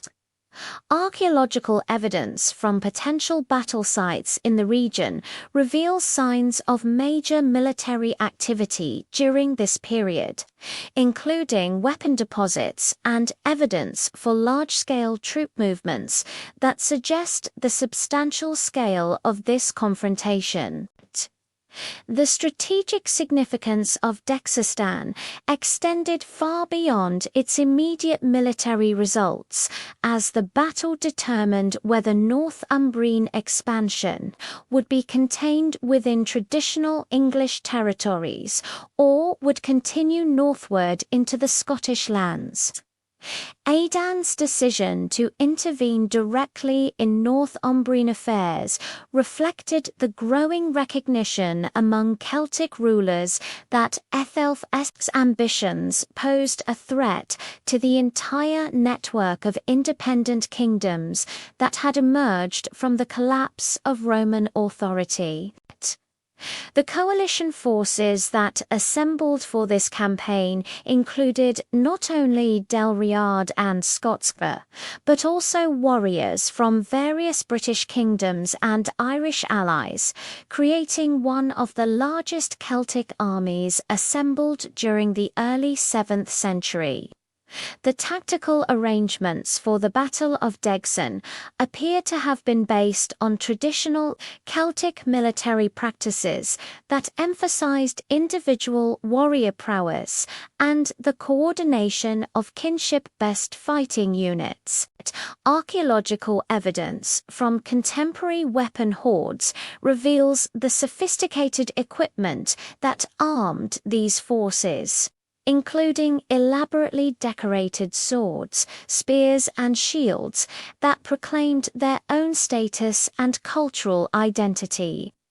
The presence of Irish-style artifacts among the weapon findings suggests the participation of substantial contingents from across the Irish Sea, indicating the international scope of the alliance against Northumbrian expansion. Ethelfrith's victory at Degustan demonstrated the tactical superiority that Northumbrian forces had achieved through their systematic military organization and standardized equipment. Contemporary sources describe the battle as a crushing defeat for the Celtic coalition, with heavy casualties among the Scottish and Irish leadership that would influence political developments throughout the region for decades to come. The death of Aidan's sons and many of his principal nobles effectively ended Dulreed and ambitions to expand into Northumbrian territory, while establishing Ethelf's reputation as the dominant military leader in northern Britain. The aftermath of Dexistan saw the rapid consolidation of Northumbrian control over territories that had previously served as buffer zones between Anglo-Saxon and Celtic spheres of influence. Archaeological evidence from settlements in the Cheviot Hills and the Upper Tweed Valley reveals the establishment of new Northumbrian administrative centres and the construction of fortified positions that could monitor and control movement across the traditional frontier. The presence of Anglo-Saxon artifacts at sites that had previously produced exclusively British material culture indicates the systematic colonization of these borderland territories. The political ramifications of the Dexistine victory extended throughout the Celtic world as news of the defeat undermined confidence in the military capabilities of the traditional kingdoms, while encouraging submission to Northumbrian authority. Several smaller British lordships in the border regions appear to have acknowledged Ethelfrith's overlordship following the battle, providing tribute and military service in exchange for protection against rival Celtic rulers. Archaeological evidence from these territories reveals the survival of British material culture alongside the introduction of Anglo-Saxon administrative practices, suggesting accommodation rather than complete cultural replacement. Edwin Eyre's succession to the Northumbrian throne in 616 AD, following Ethelfrith's death in battle against the East Anglians, brought to power a ruler whose political vision encompassed the transformation of Northumbria from a regional kingdom into the dominant power throughout northern Britain. Edwin Eyre's early experiences as an exile in various Celtic courts had provided him with detailed knowledge of British political systems and military capabilities. Information that would prove crucial in planning the campaigns that would complete the conquest of the remaining independent territories. Archaeological evidence from major Northumbrian settlement reveals substantial expansion and fortification projects undertaken during Edwin's reign, indicating the mobilization of resources for sustained military operations. The administrative systems that Edwin established to govern his expanding territories reflected a sophisticated understanding of the challenges involved in ruling diverse populations with different cultural traditions and political expectations. The kingdom was divided into distinct administrative units, each governed by appointed officials who were responsible for collecting tributes, maintaining order, and providing military service when required. Archaeological evidence from regional administrative centers reveals the presence of standardized weights, measures, and other administrative tools that facilitated the integration of conquered territories into the Northumbrian governmental system. Edwin Eyre's military campaigns against the remaining British kingdoms were characterized by careful planning and systematic execution that reflected both his personal military experience and the institutional capabilities that Northumbria had developed during the previous decades of expansion.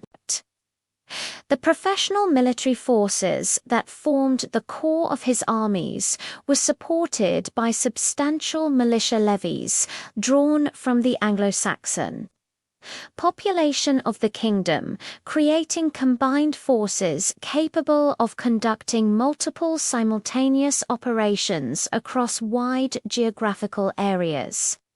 Archaeological evidence from military camps and supply depots reveals the sophisticated logistical systems that supported these extended campaigns.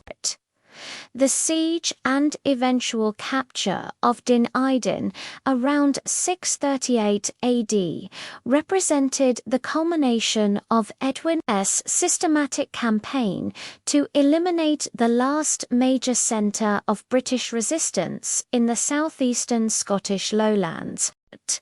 The fortress that had served as the stronghold of the Gedo-Don kingdom for centuries presented formidable defensive challenges with its position atop a volcanic plug, providing natural protection that had been enhanced by generations of fortification work.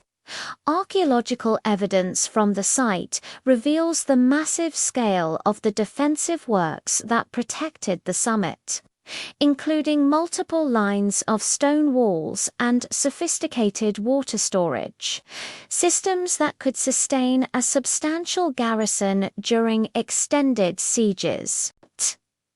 The tactical approach that Edwin's forces employed against Din Idin demonstrated the advanced siege techniques that Northumbrian military engineers had developed through decades of warfare against fortified British positions. Contemporary sources described the construction of elaborate siege works that surrounded the fortress and prevented the delivery of supplies or reinforcements to the defenders. Archaeological investigations have uncovered evidence for substantial earthwork constructions in the areas surrounding the castle rock, including defensive ditches and ramparts that suggest the establishment of permanent siege camps capable of maintaining the blockade for extended periods. The duration of the siege appears to have extended over several months, with the defenders gradually weakened by hunger and disease as their supplies were exhausted and their water sources contaminated. Archaeological evidence from within the fortress reveals signs of desperate measures taken by the besieged population, including the consumption of previously stored grain reserves and the modification of existing buildings to accommodate increased numbers of refugees who had fled to the stronghold for protection. The discovery of hastily buried hoards of valuables suggests that the defenders recognized the inevitability of the fortress's fall and attempted to preserve their wealth for potential future recovery. The final assault on Din Idin appears to have been triggered by the collapse of a section of the defensive wall, possibly due to undermining operations conducted by Northumbrian engineers or the effects of prolonged bombardment with stone-throwing engines. Archaeological evidence reveals signs of intense fighting within the fortress complex, with burned buildings and scattered weapons indicating fierce resistance by the defenders, even after the outer defences had been breached. The systematic destruction of British cultural symbols and the construction of new Anglo-Saxon administrative buildings within the fortress complex marked the definitive end of Gowden independence. The fall of Dinadin eliminated the last major British stronghold capable of coordinating resistance to Northumbrian expansion in the southeastern regions of what would become Scotland. The strategic importance of the fortress's position, controlling the primary overland routes between the Scottish Highlands and the English territories to the south, made its capture essential for the consolidation of Northumbrian control over the entire region. Archaeological evidence from settlements throughout the former Gedodan territories reveals the rapid establishment of Anglo-Saxon administrative systems and the settlement of Germanic populations in key strategic locations. The surviving British kingdoms found themselves forced to develop new strategies for maintaining their independence in the face of overwhelming Northumbrian military superiority. Diplomatic accommodation emerged as the primary alternative to military resistance, with several rulers choosing to acknowledge Edwin's overlordship in exchange for the preservation of their territorial integrity and cultural autonomy.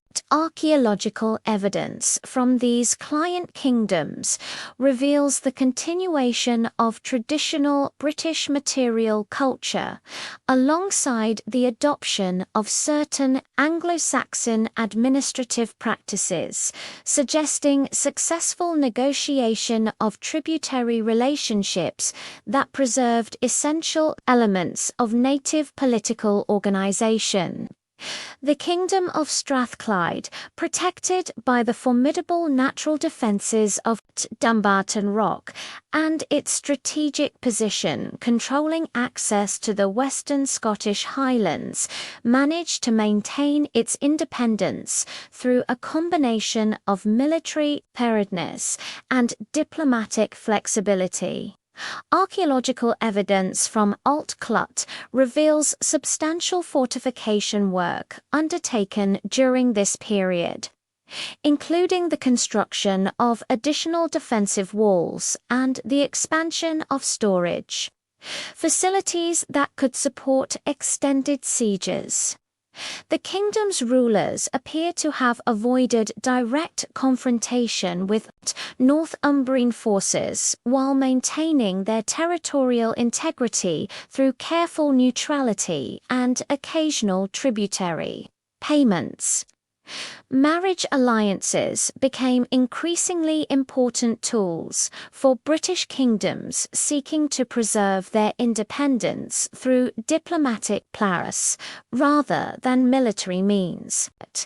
The complex kinship networks that connected the ruling houses of Henegeld were extended to include relationships with Northumbrian nobles, creating personal bonds that could provide protection against conquest while maintaining nominal independence. Archaeological evidence from royal burial sites reveals the exchange of prestigious grave goods between British and Anglo-Saxon elites, suggesting the development of cultural relationships that transcended political boundaries. The economic strategies employed by surviving British kingdoms reflected their reduced political circumstances and the need to accommodate Northumbrian demands for tribute, while maintaining sufficient resources to support their own governmental and military requirements. Archaeological evidence reveals the intensification of agricultural production in areas under British control, with the construction of new field systems and the expansion of cultivation into previously marginal areas. Specialized craft production, particularly metalworking and textile manufacture, provided goods that could be traded for the luxury items and military equipment required by British courts. The cultural consequences of Northumbrian expansion extended far beyond simple political conquests to encompass fundamental changes in the linguistic, religious, and artistic traditions that had defined British identity throughout history. The systematic replacement of British administrative systems with Anglo-Saxon governmental practices gradually undermined the social structures that had supported traditional Celtic culture. While the settlement of Germanic populations and conquered territories created new demographic realities that would influence regional development for centuries to come, archaeological evidence reveals the gradual disappearance of distinctively British material culture from many areas that had fallen under Northumbrian control, replaced by standardized Anglo-Saxon artifact types that reflected the cultural preferences of the new ruling elite.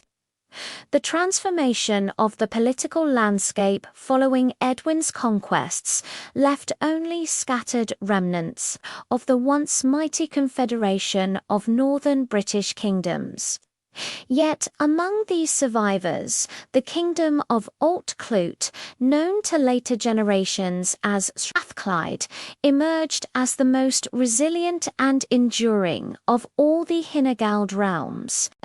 Perched atop the volcanic plug of Dumbarton Rock, where the River Levon meets the Clyde, this fortress kingdom would demonstrate a remarkable capacity for adaptation and survival that would see it outlast all its contemporaries by several centuries.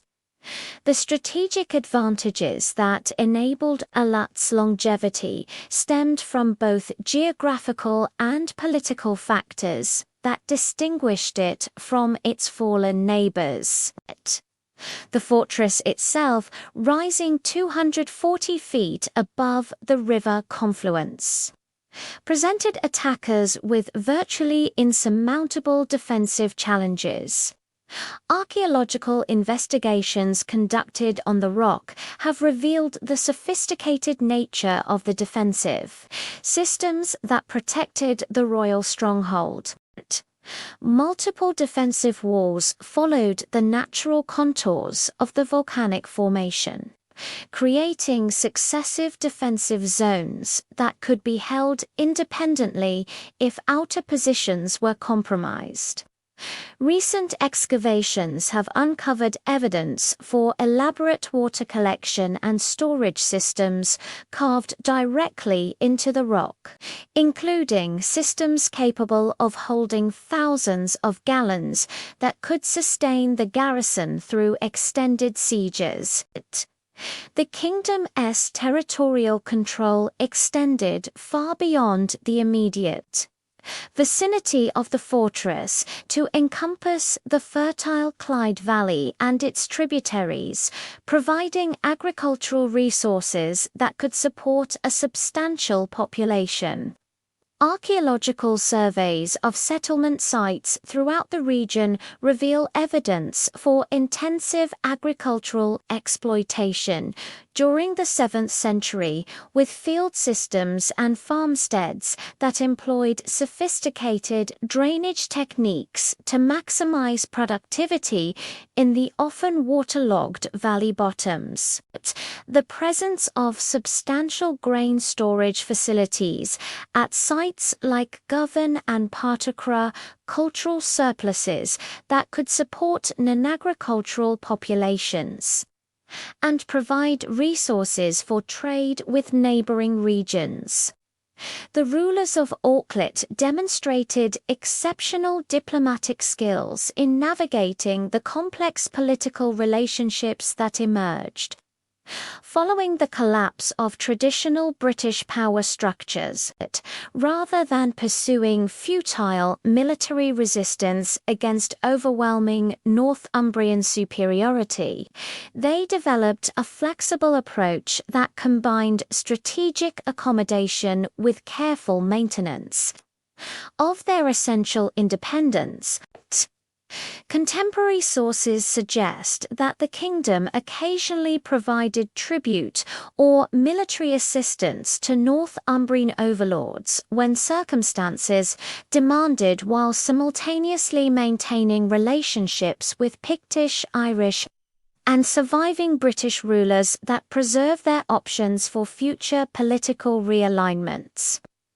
Marriage alliances played a crucial role in this diplomatic strategy, with the royal house of Alclot establishing kinship connections that extended throughout the Celtic world and occasionally into Anglo-Saxon nobility. But archaeological evidence from royal burial sites reveals the exchange of prestigious grave goods that reflected these wide-ranging political relationships, including Irish-style brooches, Pictish simple stones, and occasionally Anglo-Saxon metalwork that demonstrate the kingdom's integration into multiple political networks. But simultaneously, these marriages created complex webs of obligation and mutual support that provided protection against potential aggressors while maintaining the cultural distinctiveness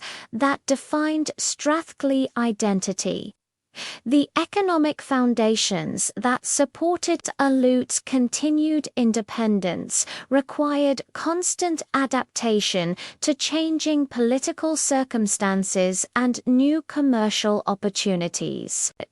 The kingdom's position, controlling access to the Western Scottish Highlands, made it a crucial intermediary in trade relationships between the Irish Sea regions and the emerging centres of Anglo-Saxon power in southern Scotland and northern England.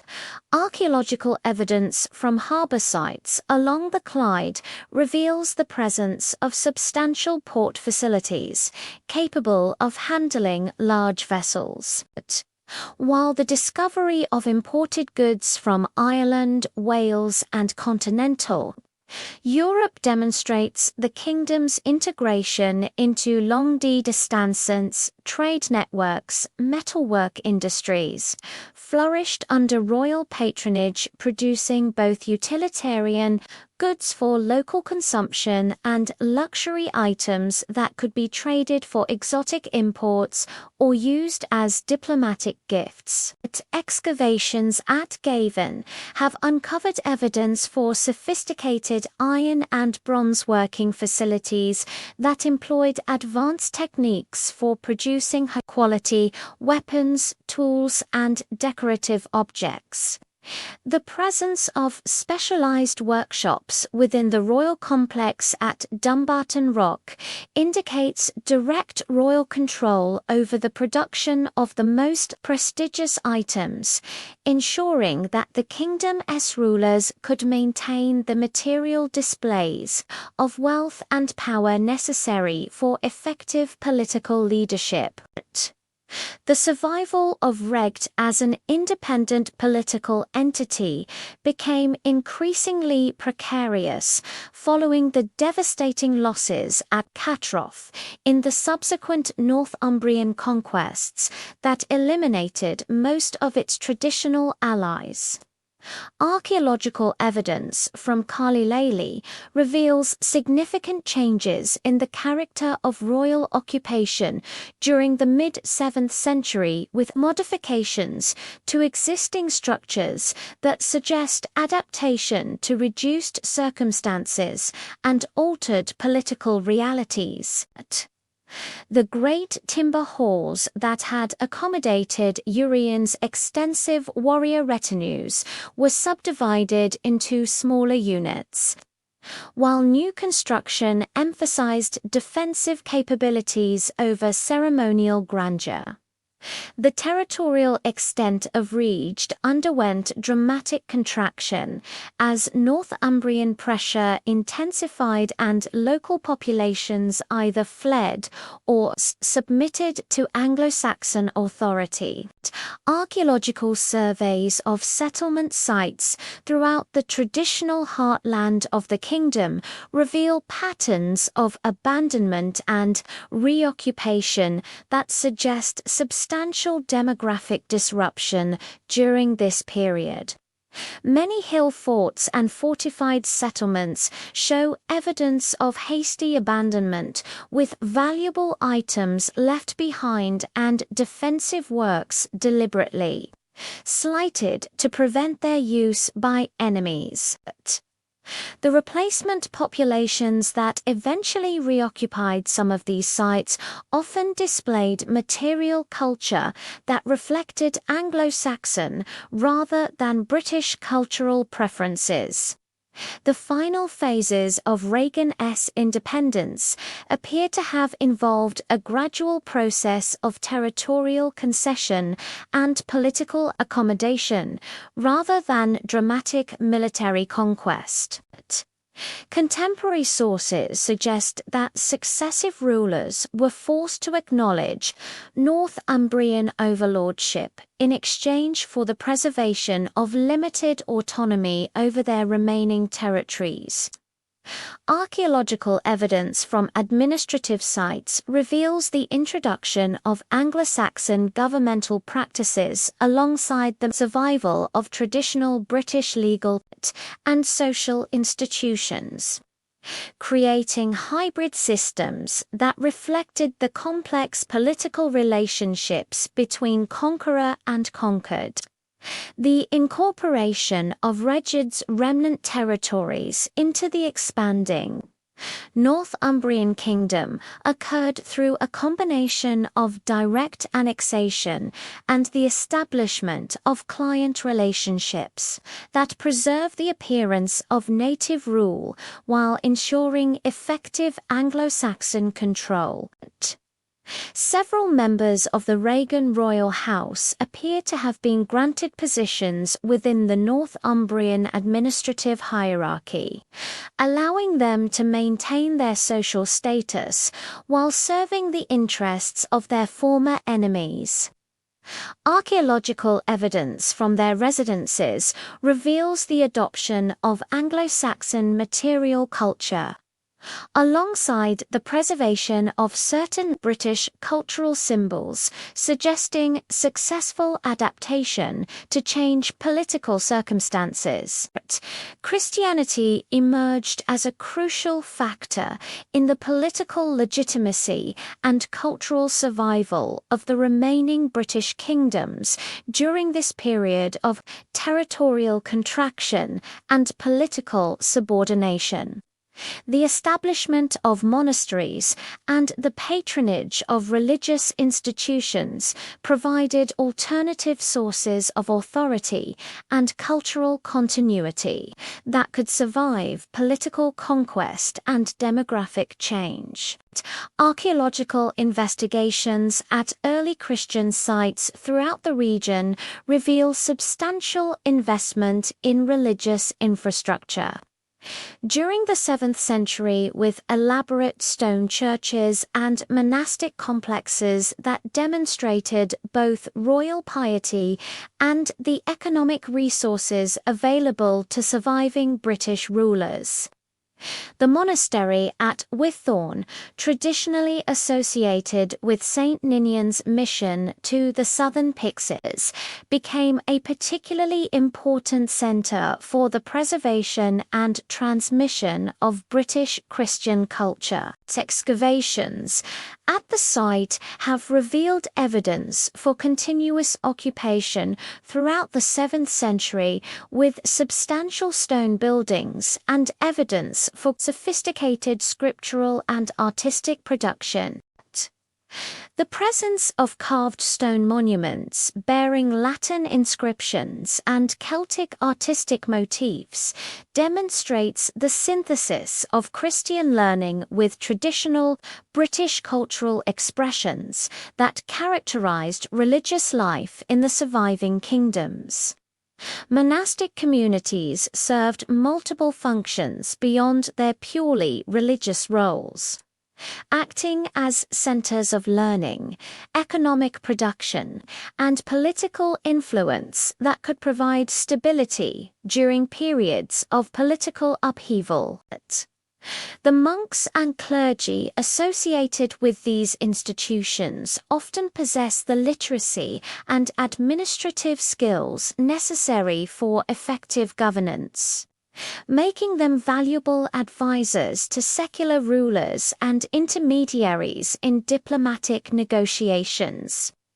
Archaeological evidence from monastic sites reveals the presence of substantial libraries, scriptori, and educational facilities that preserved not only religious texts, but also historical chronicles, legal documents, and literary works that maintained cultural memory across generations.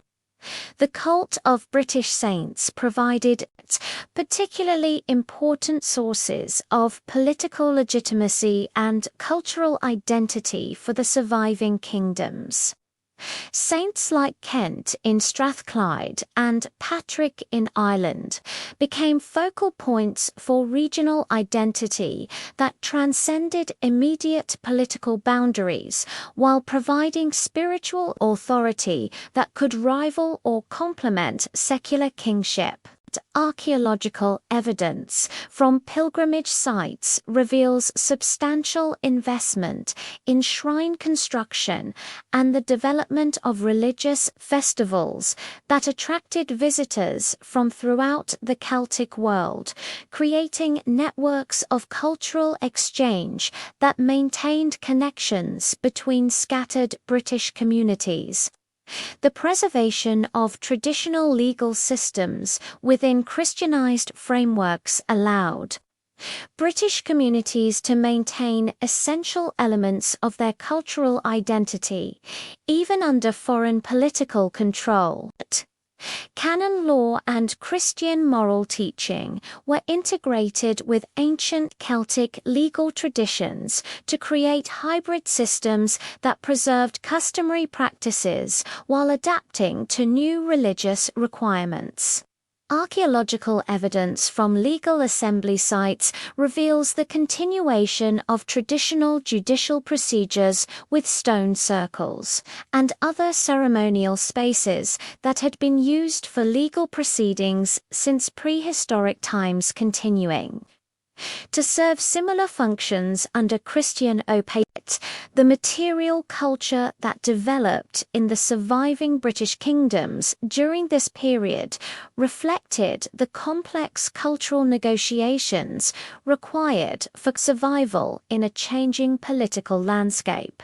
Archaeological assemblages from major sites revealed the continuation of traditional British craft techniques, alongside the selective adoption of Anglo-Saxon and continental European innovations that enhanced economic productivity or political prestige. Pottery production, for example, maintained distinctive regional styles while incorporating new decorative motifs and functional forms that reflected changing consumer preferences and trade relationships. Metalwork traditions demonstrated particular continuity with earlier British practices as the production of weapons, jewelry, and ceremonial objects required specialized knowledge that was closely guarded within craft communities. Archaeological analysis of metalwork from this period reveals the persistence of traditional Celtic artistic styles, with intricate knotwork patterns and zoomorphic designs that maintained cultural distinctiveness while adapting to new political contexts. The presence of Christian symbols integrated into traditional decorative schemes demonstrates the successful synthesis of religious and cultural identities that characterize British adaptation to changing circumstances. Textile production, though poorly preserved in the archaeological record, appears to have maintained traditional patterns and techniques that served as important markers of cultural identity. References in contemporary sources to distinctive British clothing styles and the continued production of high-quality woolen goods suggest that textile crafts provided both economic resources and cultural continuity for surviving British communities. The discovery of specialized textile tools and evidence for sheep farming throughout the region indicates the continued importance of this industry for both local consumption and long-distance trade. The linguistic landscape of the surviving British territories underwent gradual but significant changes during this period as political pressure and demographic shifts influenced patterns of language use and cultural transmission. While British languages continued to be spoken in domestic and religious contexts, the adoption of Latin for administrative and scholarly purposes and the increasing influence of Anglo-Saxon political terminology created multilingual environments that reflected the complex cultural negotiations required for survival. Archaeological evidence for the continued use of British place names alongside the introduction of Anglo-Saxon administrative terminology suggest the persistence of native geographical knowledge and local cultural traditions. Educational systems within the surviving kingdoms adapted to serve both traditional cultural preservation and the practical requirements of political accommodation with Anglo-Saxon overlords. Monastic schools provided instruction in Latin literacy and Christian theology, while maintaining oral traditions that preserved British historical memory and genealogical knowledge. Archaeological evidence from educational institutions reveals the presence of sophisticated libraries and scriptor that produced manuscripts in multiple languages, demonstrating the intellectual sophistication that characterized these communities. Despite their reduced political circumstances, the archaeological record from this period reveals remarkable continuity in settlement patterns and cultural practices despite the dramatic political changes that affected the region. Many farmsteads and rural communities continue to operate using traditional techniques and social organizations, suggesting that the impact of political conquest was often limited to the replacement of elite leadership rather than fundamental changes in everyday life. The persistence of traditional field systems, building techniques, and subsistent strategies indicates the resilience of rural communities and their capacity to adapt to changing political circumstances while maintaining essential elements of their cultural identity. Trade relationships during this period required careful navigation of complex political boundaries and competing loyalties. The surviving British kingdoms sought to maintain commercial connections while avoiding conflicts with their Anglo-Saxon neighbours. Archaeological evidence reveals the continued circulation of goods between British territories and their traditional trading partners in Ireland, Wales, and continental Europe, alongside the development of new commercial relationships with Anglo-Saxon merchants and administrators.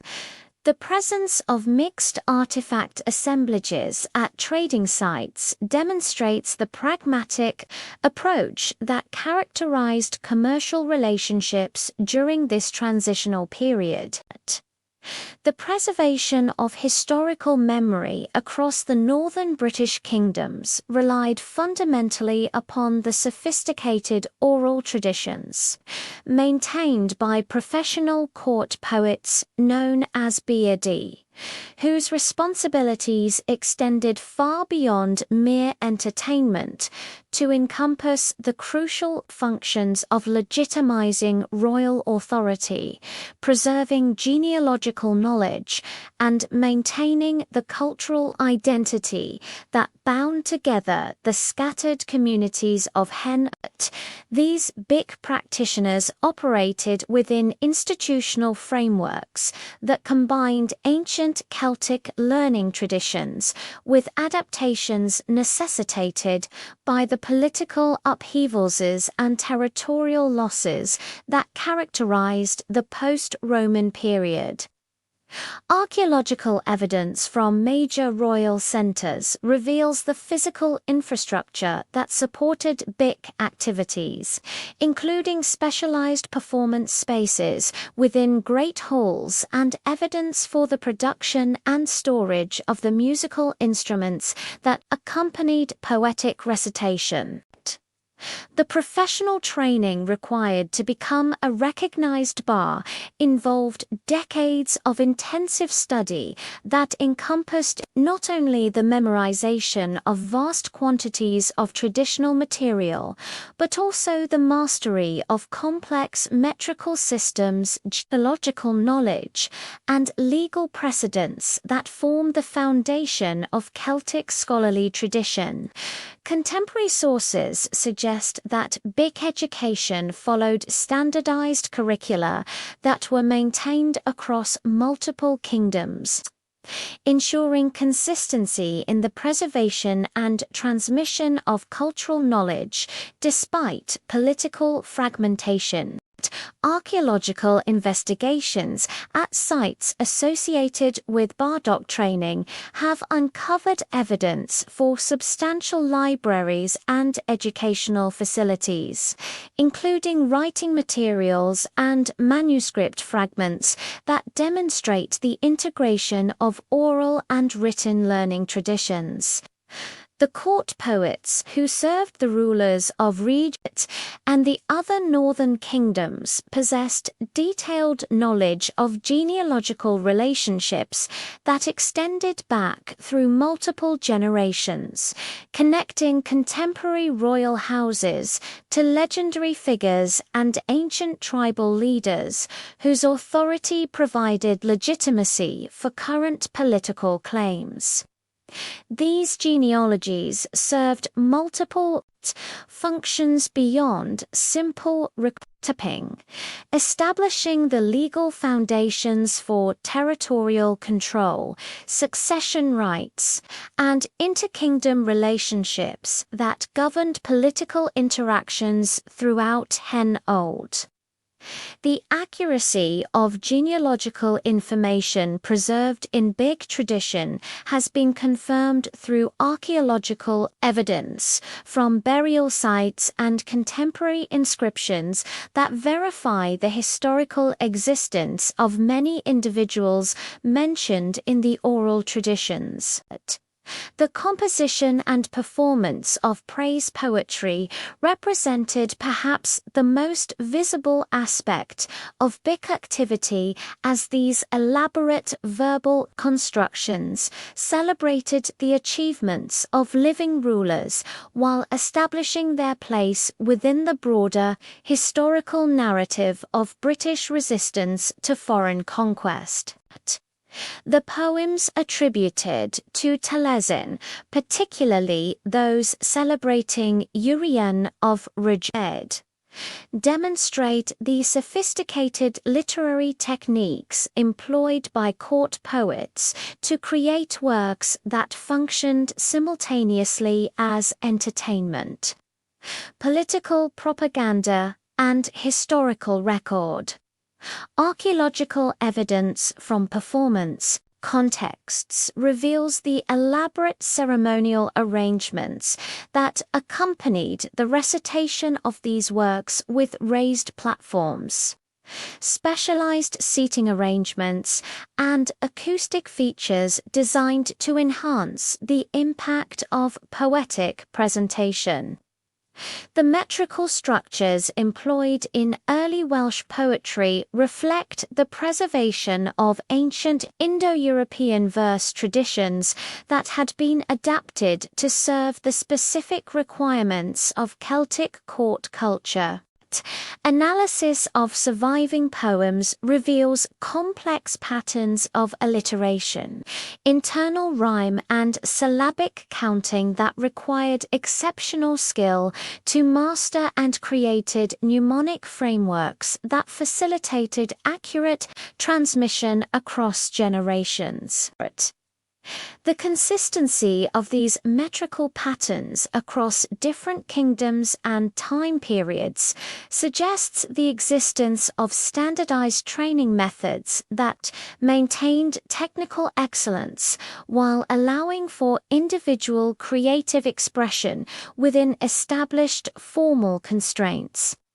The historical reliability of big sources presents complex challenges for modern scholars attempting to distinguish between authentic historical information and legendary material that was incorporated into the oral tradition over time. Contemporary archaeological evidence confirms the accuracy of many specific details preserved in bardic poetry, including descriptions of weapons, fortifications, and military tactics that correspond closely to physical remains from relevant sites and periods. However, the integration of mythological elements and the tendency toward heroic exaggeration that characterize praise poetry requires careful analysis to extract reliable historical information from the literary embellishments that served the poet's artistic and political purposes. The process by which big traditions were eventually committed to writing occurred primarily in Wales during the medieval period, when scribes working in monastic scripture began recording the oral traditions that had been preserved by successive generations of poets and storytellers. The manuscripts that contain these materials, including the Book of Aneurin, the Book of Taliesin, and various collections of genealogical and historical texts, represent the culmination of centuries of oral transmission that had maintained the cultural memory of Henag, despite the political collapse of the northern kingdoms. Archaeological evidence from the scriptoria where these manuscripts were produced reveals the sophisticated intellectual infrastructure that supported this preservation effort, including substantial libraries, specialized writing materials, and evidence for the scholarly networks that connected Welsh monasteries with other centres of Celtic learning. The transmission of northern British cultural memory to Wales involved complex processes of adaptation and reinterpretation that reflected the different political and social circumstances of the receiving communities. Welsh scholars and poets who recorded these traditions were often working centuries after the original events, requiring them to reconcile conflicting versions of stories and to interpret archaic language and cultural references that have become obscure through the passage of time. The archaeological record from Welsh monastic sites reveals evidence for sustained scholarly activity during the periods when these manuscripts were being produced, including the presence of multiple scribal hands and evidence for the comparison and collection of different textual sources. The development of Welsh literary tradition during the medieval period drew heavily upon the preserved memories of Henold, while adapting these materials to serve the political and cultural needs of contemporary Welsh society. The four branches of the Mabinogi, while primarily reflecting Southern Welsh cultural traditions, incorporate certain elements that may derive from Northern British sources. Though these connections remain tenuous and difficult to verify through archaeological evidence. The process of literary development involved the creative transformation of historical memories into new narrative forms that serve the entertainment and educational requirements of medieval Welsh courts, while preserving essential elements of the older traditions.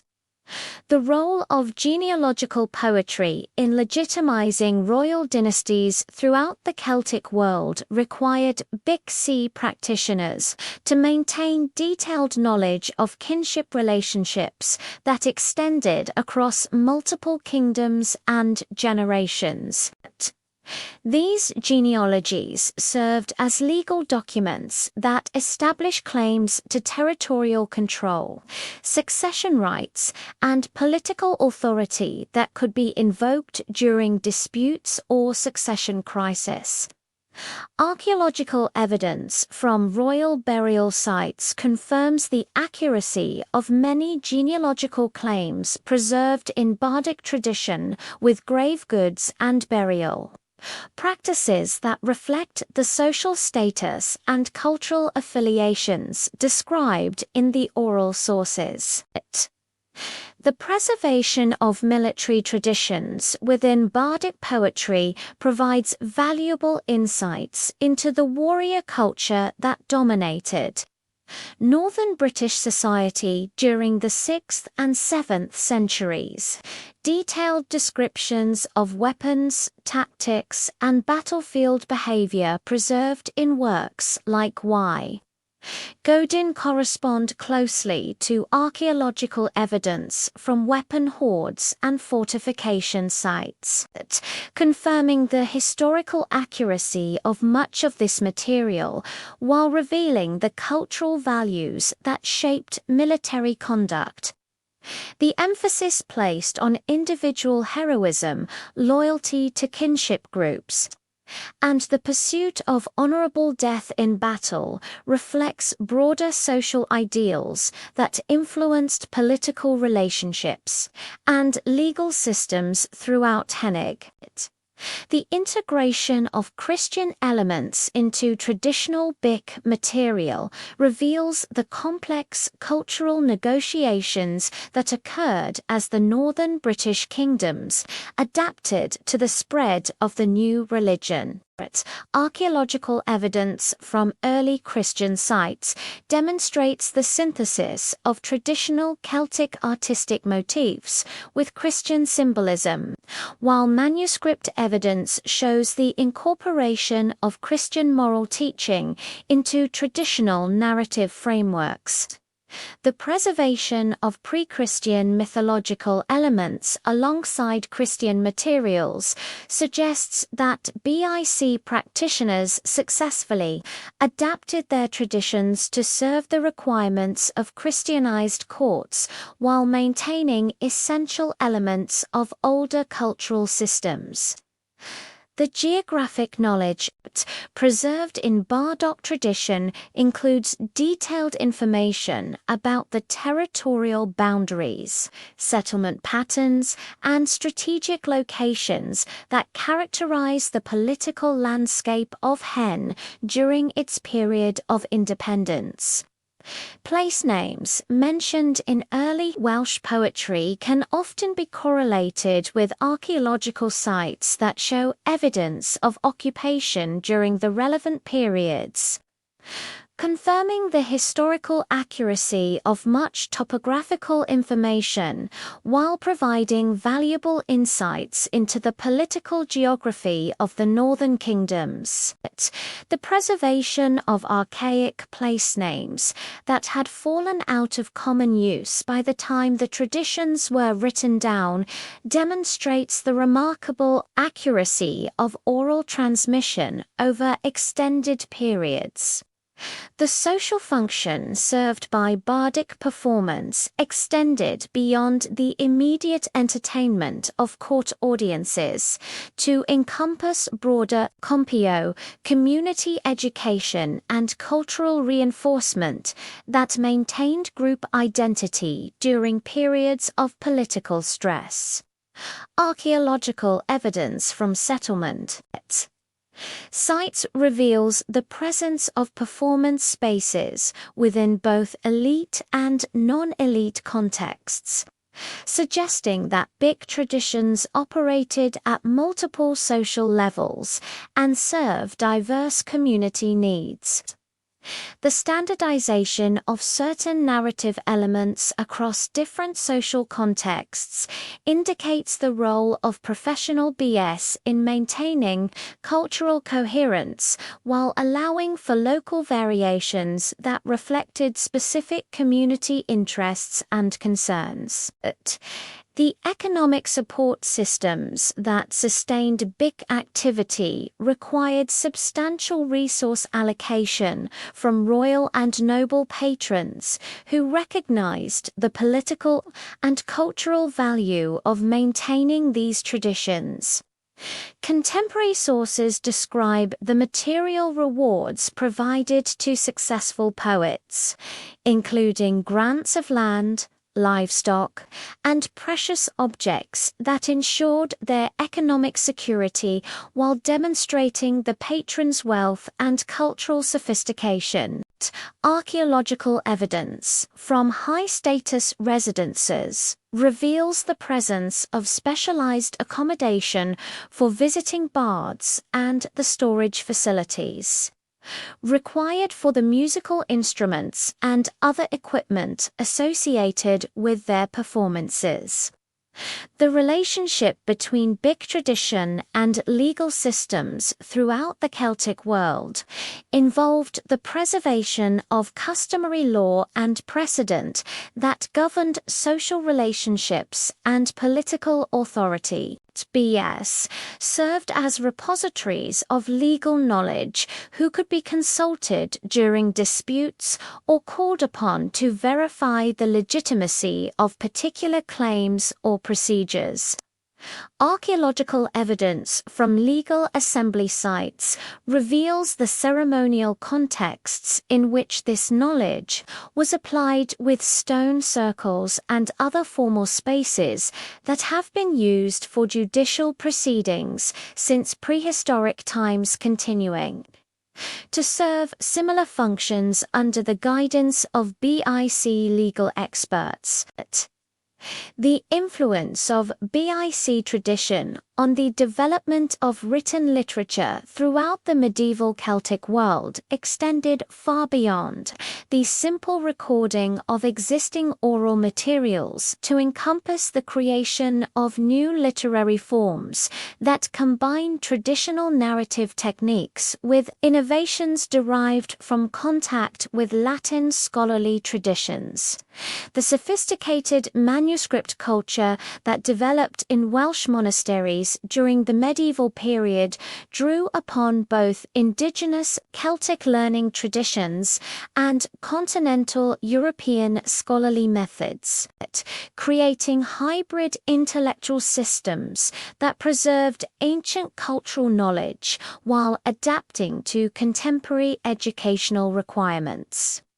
The archaeological evidence for the material culture associated with bardic performance includes the remains of musical instruments, specialized furniture, and decorative objects that enhance the ceremonial aspects of poetic presentation. Excavations at royal sites have uncovered fragments of harps, lyres, and other stringed instruments that provided musical accompaniment for poetic recitation. While the discovery of elaborate drinking vessels and ceremonial objects demonstrates the integration of bardic performance into broader patterns of elite hospitality and social display.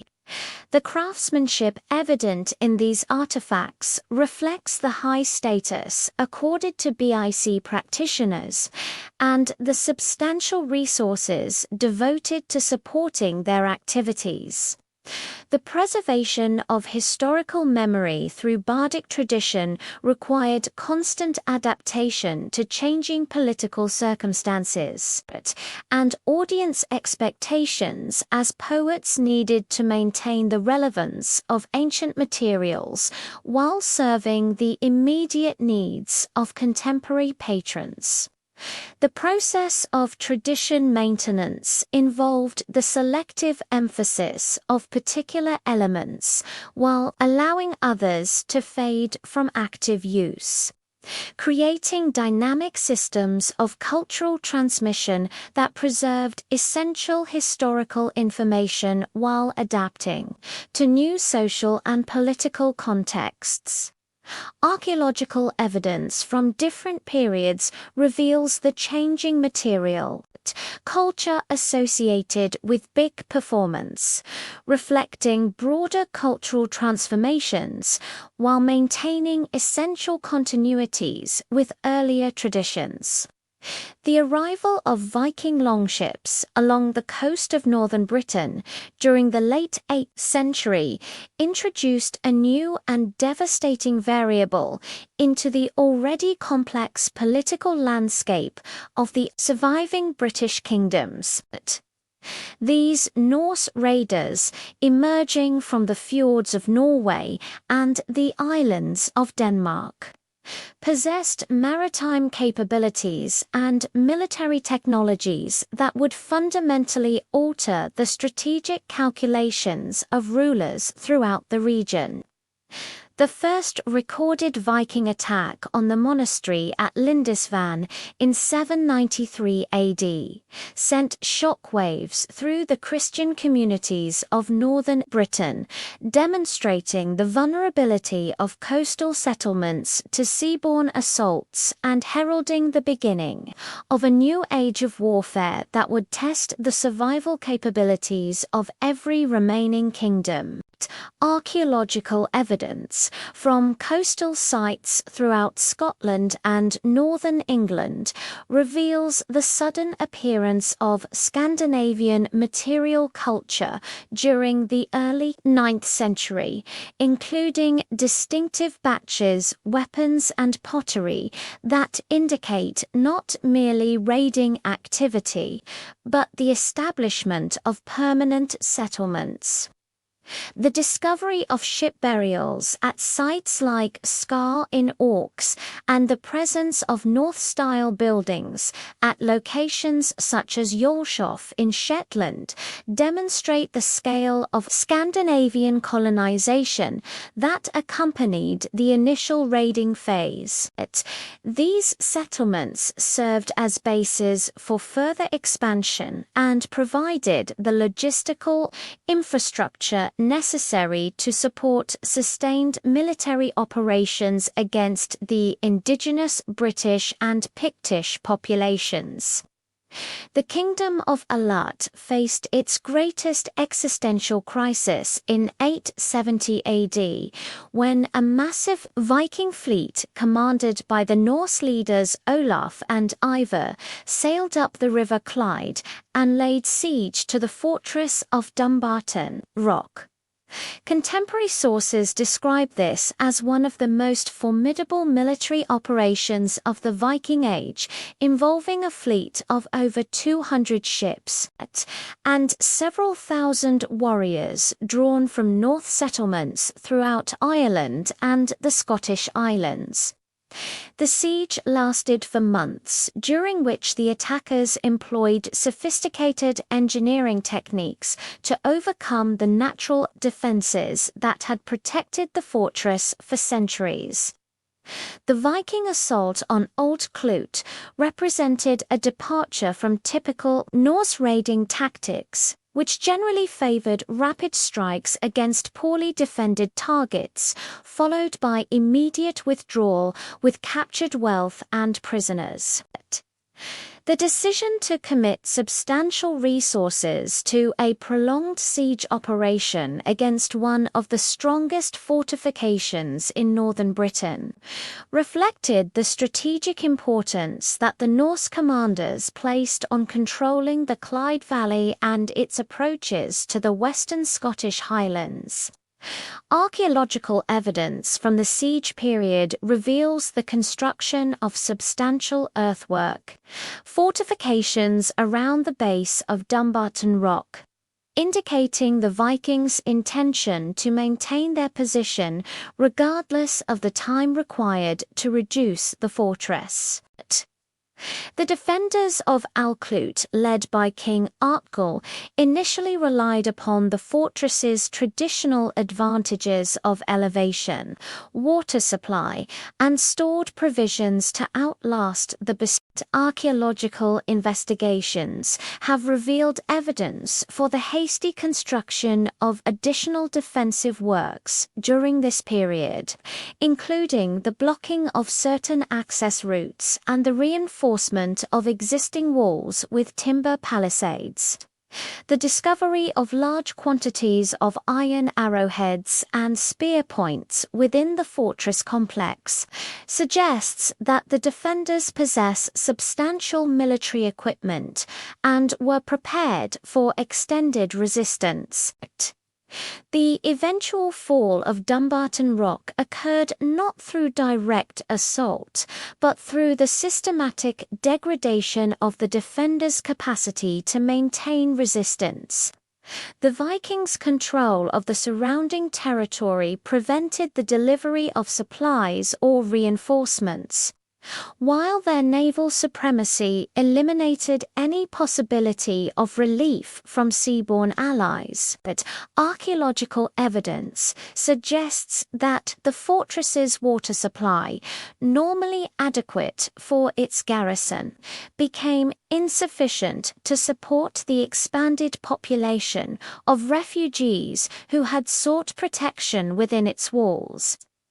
The discovery of human remains showing signs of malnutrition and disease indicates the desperate conditions that prevailed during the final stages of the siege.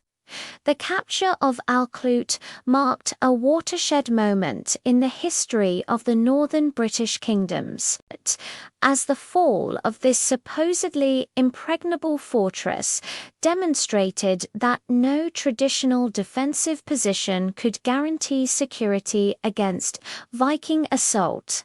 The systematic destruction of the fortress's defensive works and the enslavement of its population sent a clear message to other British rulers about the consequences of resistance. Contemporary sources report that the Vikings departed with over 200 ships loaded with captives destined for the slave markets of Dublin and other Norse trading centres, representing one of the largest forced population transfers of the early medieval period. The immediate aftermath of the siege saw the temporary collapse of organised British authority throughout the Clyde Valley as local nobles either fled to more secure territories or submitted to Viking overlordship. Archaeological evidence from settlements throughout the region reveals patterns of abandonment and destruction that suggest widespread social disruption following the fall of the royal fortress. Many hill forts and fortified manor houses show evidence of hasty evacuation, with valuable items left behind, and defensive works deliberately slighted to prevent their use by enemies. The survival of the Strathide Kingdom following this catastrophic defeat required Fundamental adaptations to the new military and political realities created by Viking expansion. The royal court, deprived of its traditional stronghold, was forced to establish new centers of authority at more defensible locations while developing strategies for coexistence with the North settlers who had established themselves throughout the Western Islands and coastal regions. Archaeological evidence suggests that the kingdom's administrative center was relocated to Govan, where substantial ecclesiastical and secular buildings were constructed during the late 9th century. The reconstruction of Strathclyde political authority involved the careful cultivation of relationships with multiple competing powers, including not only the various Viking factions, but also the expanding Scottish Kingdom of Alba and the surviving British territories in Wales. King Run, who appears to have assumed leadership following Argyll's death during the siege, demonstrated remarkable diplomatic flexibility in navigating these complex relationships while gradually rebuilding his kingdom's military capabilities. Contemporary sources suggest that Strathclyde occasionally provided military assistance to Viking expeditions against common enemies, while simultaneously maintaining connections with other Celtic rulers who opposed Norse expansion. The integration of Viking military techniques and technologies into Strathclyde's defensive systems represented a crucial adaptation that enabled the kingdom survival during this turbulent period. Archaeological evidence from fortification sites reveals the adoption of Scandinavian construction methods alongside traditional British defensive techniques, creating hybrid systems that combine the best features of both traditions. The presence of Norse-style weapons and equipment at British sites indicates either direct adoption of Viking military technology or the employment of Scandinavian mercenaries within British military forces. The economic strategies that enabled Strathclyde's recovery involved the development of new trade relationships that took advantage of the commercial networks established by Viking settlers throughout the Irish Sea region. Archaeological evidence from trading sites along the Clyde reveals the presence of Scandinavian merchants alongside traditional British and Irish traders, suggesting the successful integration of Norse commercial practices with existing Celtic exchange systems.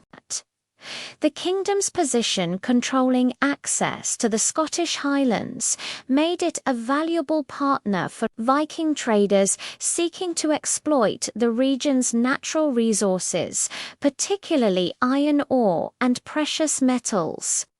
The religious dimensions of Strathclyde's survival strategy involved the careful balance of traditional Christian practices with accommodation to the religious preferences of pagan Viking settlers.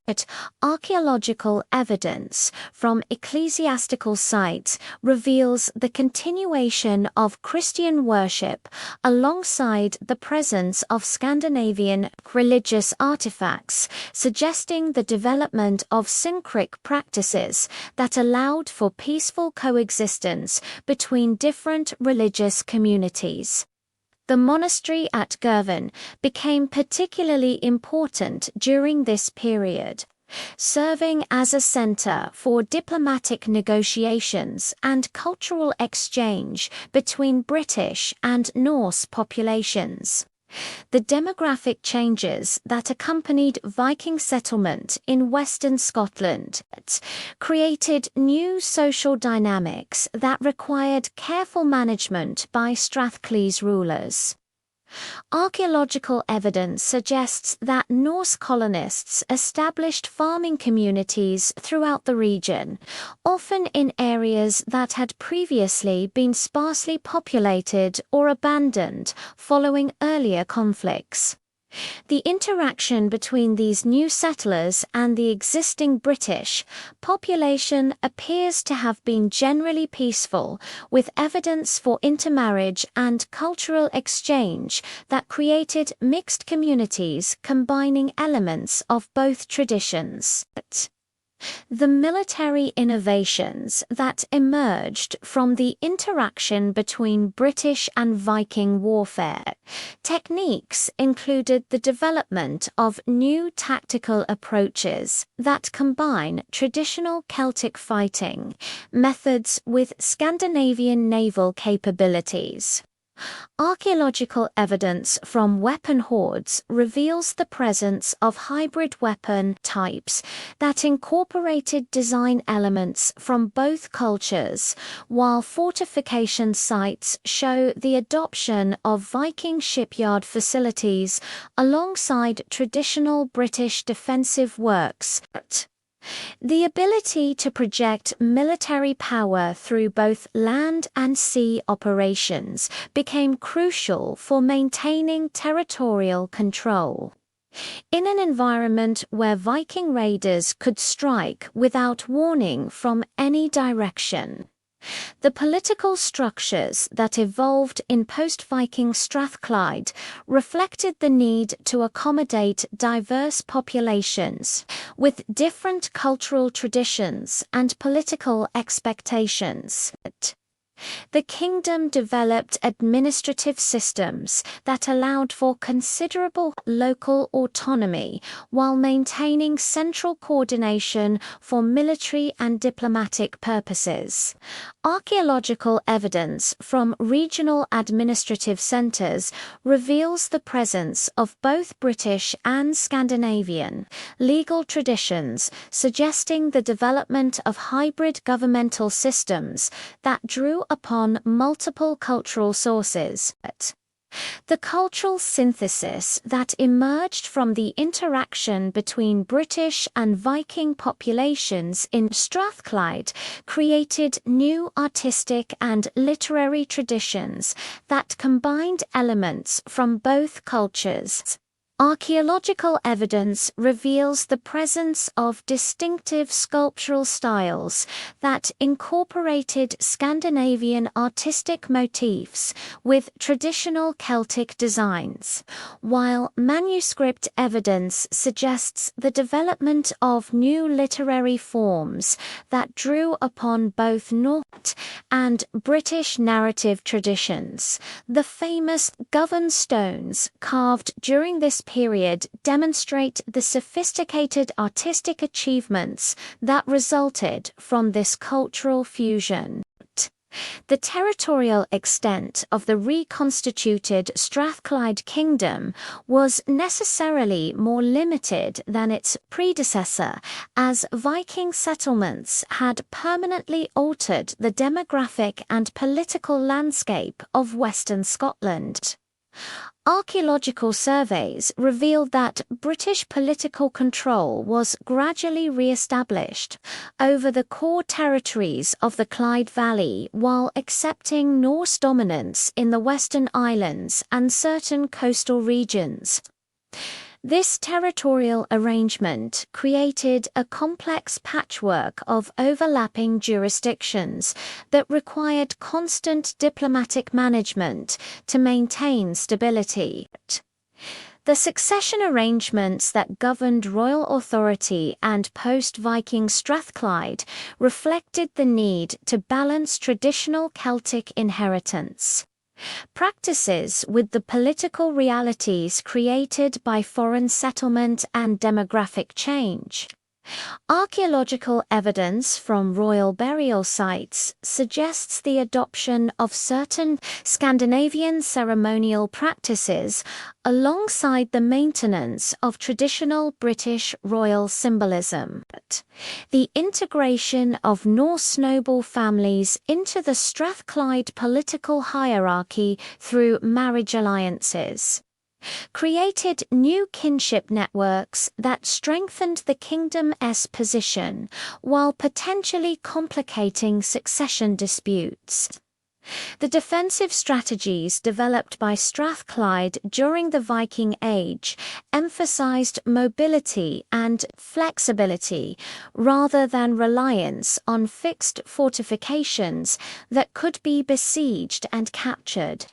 Archaeological evidence reveals the construction of numerous smaller strongholds throughout the kingdom's territory, each capable of supporting limited garrisons, but designed primarily to provide temporary refuge and coordination points for mobile military forces. This distributed defensive system proved more effective against Viking raiding tactics than the traditional concentration of resources in single major fortresses. The economic recovery that followed Strathclyde's initial adaptation to Viking presence involved the exploitation of new commercial opportunities created by Scandinavian trade networks. Archaeological evidence from market sites reveals the circulation of silver coins and hack silver that reflected the Viking preference for weight-based monetary systems.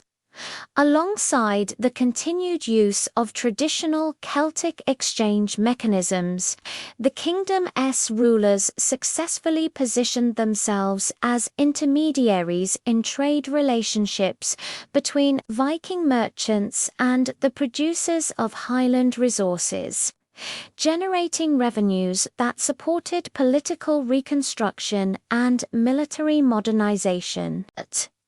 The relationship between Strathclyde and the emerging Scottish kingdom of Alba became increasingly important as both realms sought to maintain their independence while accommodating Viking expansion. Archaeological evidence suggests regular diplomatic contact between the two kingdoms, with the exchange of prestigious gifts and the coordination of military responses to common threats. The marriage of Strathclyde nobles into the Scottish royal house created kinship connections that would eventually lead to the kingdom's peaceful incorporation into the expanding Scottish realm. Though this process would not be completed until the early 11th century, the gradual absorption of Strathclyde into the expanding Scottish kingdom during the early 11th century marked the end of the last independent British realm in northern Scotland. Yet this political transformation occurred through negotiated succession rather than military conquest.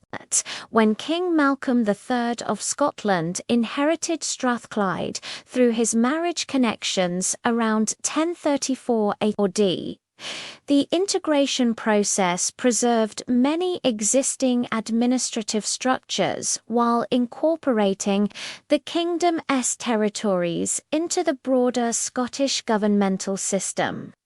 Archaeological evidence from Gavone and other former Strathclyde centres reveals continuity in settlement patterns and material culture that suggests the transition was managed to minimise disruption to establish communities and economic relationships. The administrative integration of former Strathclyde territories into the Scottish kingdom required sophisticated governmental systems that could accommodate diverse populations with different legal traditions and cultural expectations. The Scottish Crown established regional lordships that combined elements of traditional Celtic territorial organisation with feudal principles derived from Angloman administrative practice. But archaeological investigations at sites like Rufa Glen and Hamilton reveal the construction of new administrative centres during the late 11th and early 12th centuries, with substantial stone buildings that housed royal officials and provided facilities for regional governance. The preservation of Strathcly's distinctive cultural identity within the expanding Scottish realm reflected deliberate policies that recognised the value of maintaining local traditions while ensuring political loyalty to the Scottish Crown. The continuation of Gaelic and Cumbri languages in former Strathclyde territories is documented through placem evidence and occasional written sources that demonstrate the survival of indigenous linguistic traditions well into the medieval period. Archaeological evidence from ecclesiastical sites reveals the maintenance of traditional Celtic Christian practices alongside the introduction of continental European religious reforms, creating syncretic religious systems that preserved essential elements of local spiritual traditions.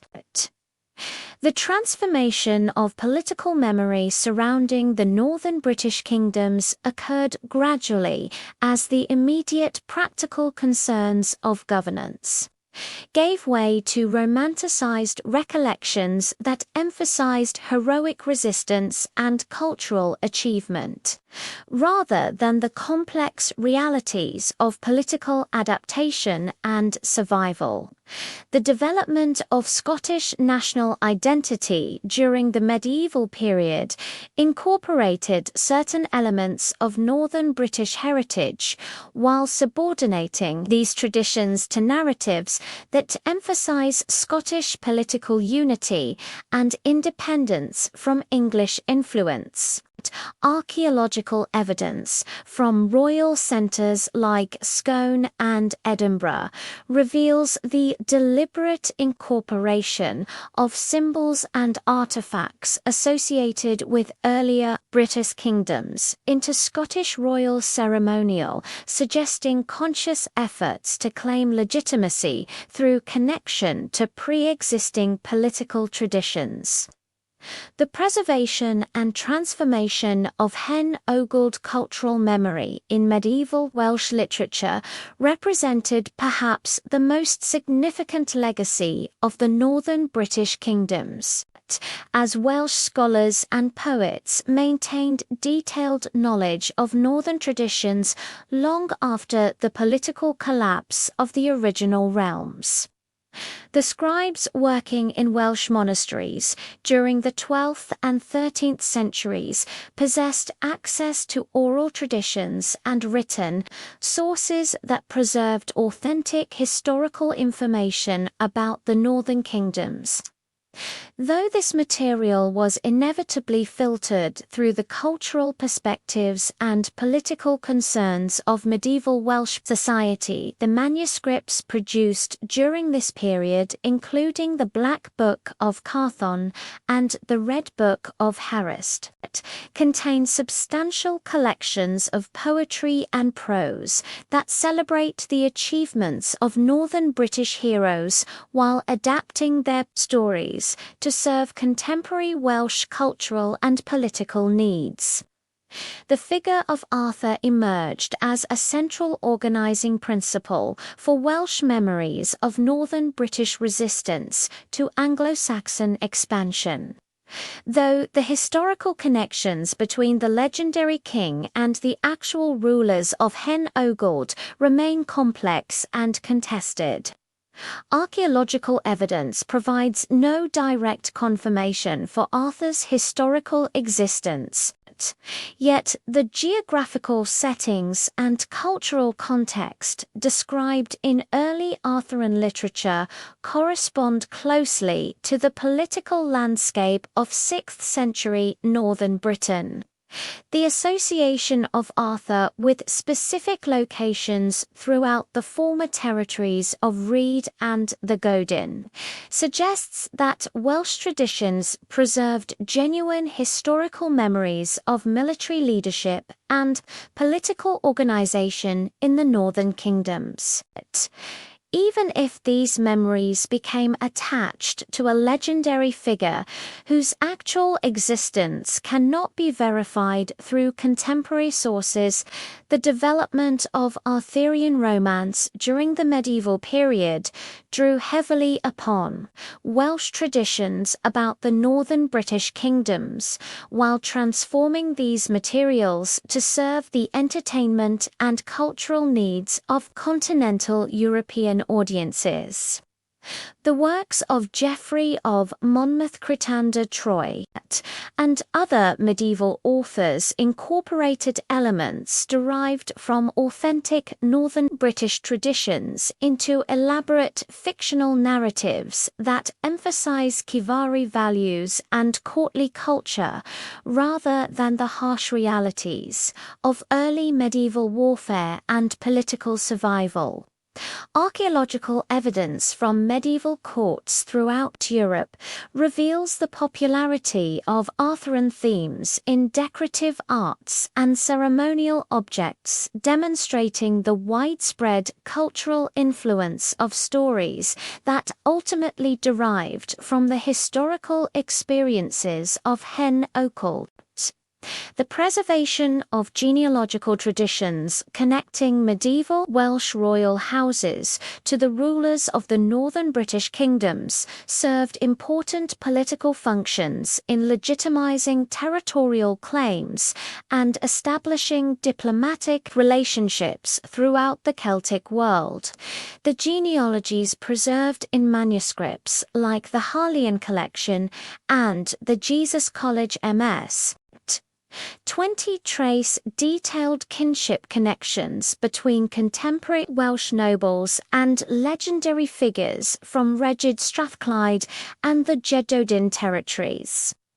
While the historical accuracy of these genealogical claims cannot be verified through archaeological evidence, their consistent preservation across multiple manuscript traditions suggest that they reflected genuine cultural memories of political relationships and territorial connections that had survived the collapse of the original kingdoms. The linguistic legacy of the northern British kingdoms persisted in the place name evidence that preserved Cumbrian and early Welsh terminology throughout southern Scotland and northern England long after the disappearance of native speakers. The survival of British place names in areas that had been under Anglo-Saxon political control for centuries demonstrates the persistence of indigenous geographical knowledge and local cultural traditions, despite demographic and political changes. Archaeological investigations guided by place evidence have successfully identified numerous sites associated with the northern British kingdoms, including hill firs, royal centres, and ecclesiastical establishments that might otherwise have remained unrecognised. The ecclesiastical traditions that developed from the Christian communities of Hinogeld continue to influence religious practice throughout the medieval Celtic world, particularly through the veneration of saints associated with the northern British kingdoms. Saint Kentigern of Strathclyde became the patron saint of Glasgow, with his cult centre at Governing as a focus for regional religious identity that transcended political boundaries.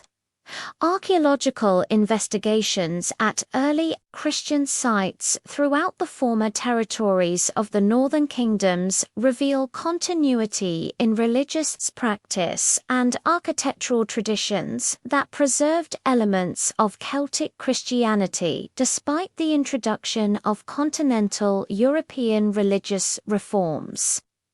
The material culture associated with the northern British kingdoms influenced artistic and craft traditions throughout the medieval Celtic world, particularly in the production of metalwork, stone sculpture, and manuscript illumination. The distinctive artistic styles that had developed in Hanogeld during the 6th and 7th centuries continued to influence Celtic artistic production for centuries after the political collapse of the original kingdoms. Archaeological analysis of medieval metalwork from Wales, Ireland, and Scotland reveals the persistence of decorative motifs and technical approaches that can be traced back to workshops in Reed, Strath, Clyde, and other northern British centres. The legal traditions that had governed social relationships in the northern British kingdoms contributed to the development of medieval Celtic law codes that preserved elements of ancient, customary practice within Christianized legal frameworks. The laws attributed to ULDDA in 10th century Wales incorporate certain principles and procedures that appear to derive from earlier British legal traditions.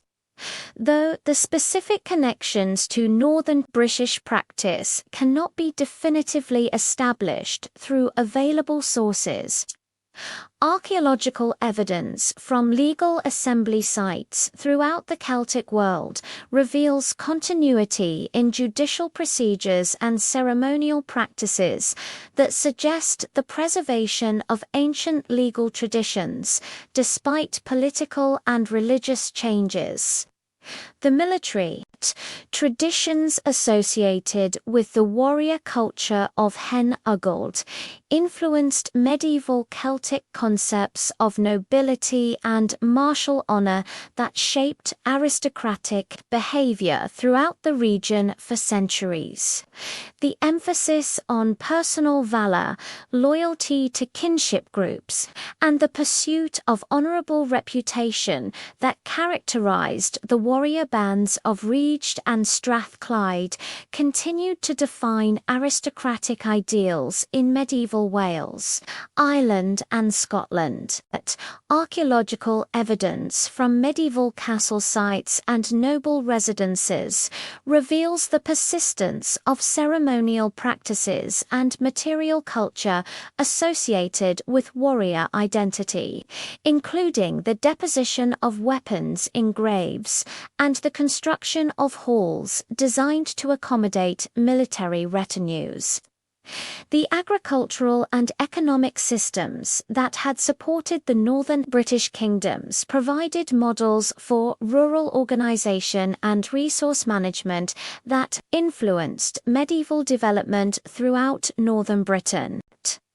The field systems and settlement patterns established during the period of British political independence continued to shape land use and agricultural practice. Long after the territories had been incorporated into Anglo-Saxon or Scottish kingdoms, archaeological surveys of rural landscapes throughout the region reveal remarkable continuity in farming techniques and settlement organization that preserved efficient adaptations to local environmental conditions. The technological innovations that had been developed in the northern British kingdoms, particularly in metallurgy and fortification engineering, contributed to broader medieval technological development throughout the Celtic world. The advanced ironworking techniques employed in royal workshops at Carlisle and Dumbarton Rock influenced metalworking traditions throughout northern Britain. while the sophisticated defensive systems developed for Helfort fortification provided models for medieval castle construction. Archaeological analysis of medieval fortifications reveals the incorporation of design principles and construction techniques that can be traced back to the engineering traditions of Hen Ogold. Modern archaeological and historical research has fundamentally transformed scholarly understanding of the northern British kingdoms and their significance in early medieval European history. The systematic excavation of major sites like Dumbarton, Rock Trapanelaw, and Carlalally has revealed the sophisticated political organization and material culture that characterize these realms, challenging earlier assumptions about the decline of British civilization following the end of Roman rule. The application of scientific dating techniques and environmental archaeology has provided precise chronological frameworks and detailed reconstructions of economic and social systems that demonstrate the complexity and achievement of northern British society. Interdisciplinary approaches that characterize contemporary scholarship on Hinnogial combine archaeological evidence with linguistic analysis, historical documentation, and scientific investigation to create comprehensive pictures of early medieval northern British society. The collaboration between archaeologists, historians, linguists, and environmental scientists has produced new insights into political organization, economic systems, religious practice, and cultural identity that would have been impossible to achieve through any single methodological approach. The development of digital databases and geographic information systems has enabled researchers to analyze spatial relationships and temporal changes across the entire region of the northern British kingdoms. The international context of research on the northern British kingdoms has revealed their significance within broader patterns of post-Roman political development throughout Western Europe. Comparative studies with contemporary kingdoms in Ireland, Wales, Brittany, and continental Europe have demonstrated that Hen Ogold participated in cultural and political developments that extended far beyond the immediate British Isles.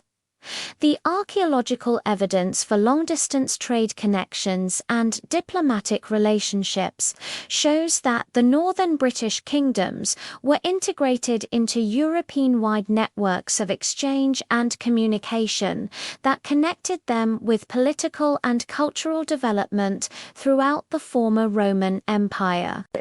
The legacy of Heneglad in shaping the cultural and political landscape of medieval Britain extends far beyond the preservation of romantic memories to encompass fundamental contributions to the development of Scottish, Welsh, and English national identities.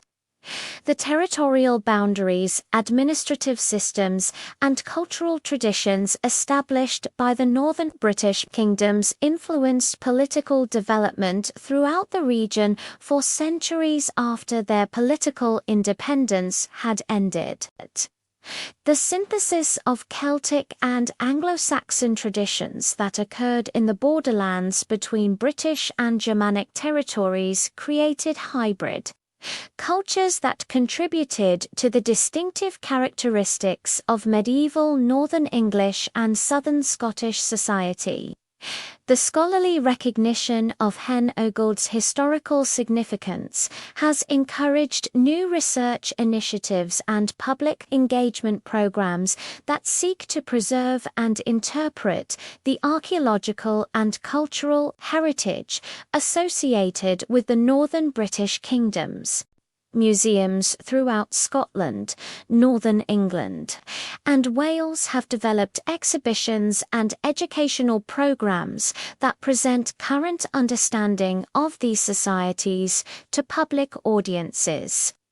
While heritage organizations work to protect important archaeological sites from development pressures and environmental degradation, the growing popular interest in early medieval Celtic history has created opportunities for scholarly research and cultural preservation that ensure the continued study and appreciation of this crucial period in British history. The story of Hen Oguld ultimately represents one of the most significant yet underappreciated chapters in the formation of medieval Britain, demonstrating the sophisticated political, cultural, and economic achievements of post-Roman Celtic society, while revealing the complex processes of cultural adaptation and survival that shaped the development of modern British identity. The northern British kingdoms created lasting legacies in literature, law, religion, and political organization that continued to influence British and European development long after their political independence had ended, ensuring that the memory of the Old North would endure as an integral part of the cultural heritage that defines the British Isles.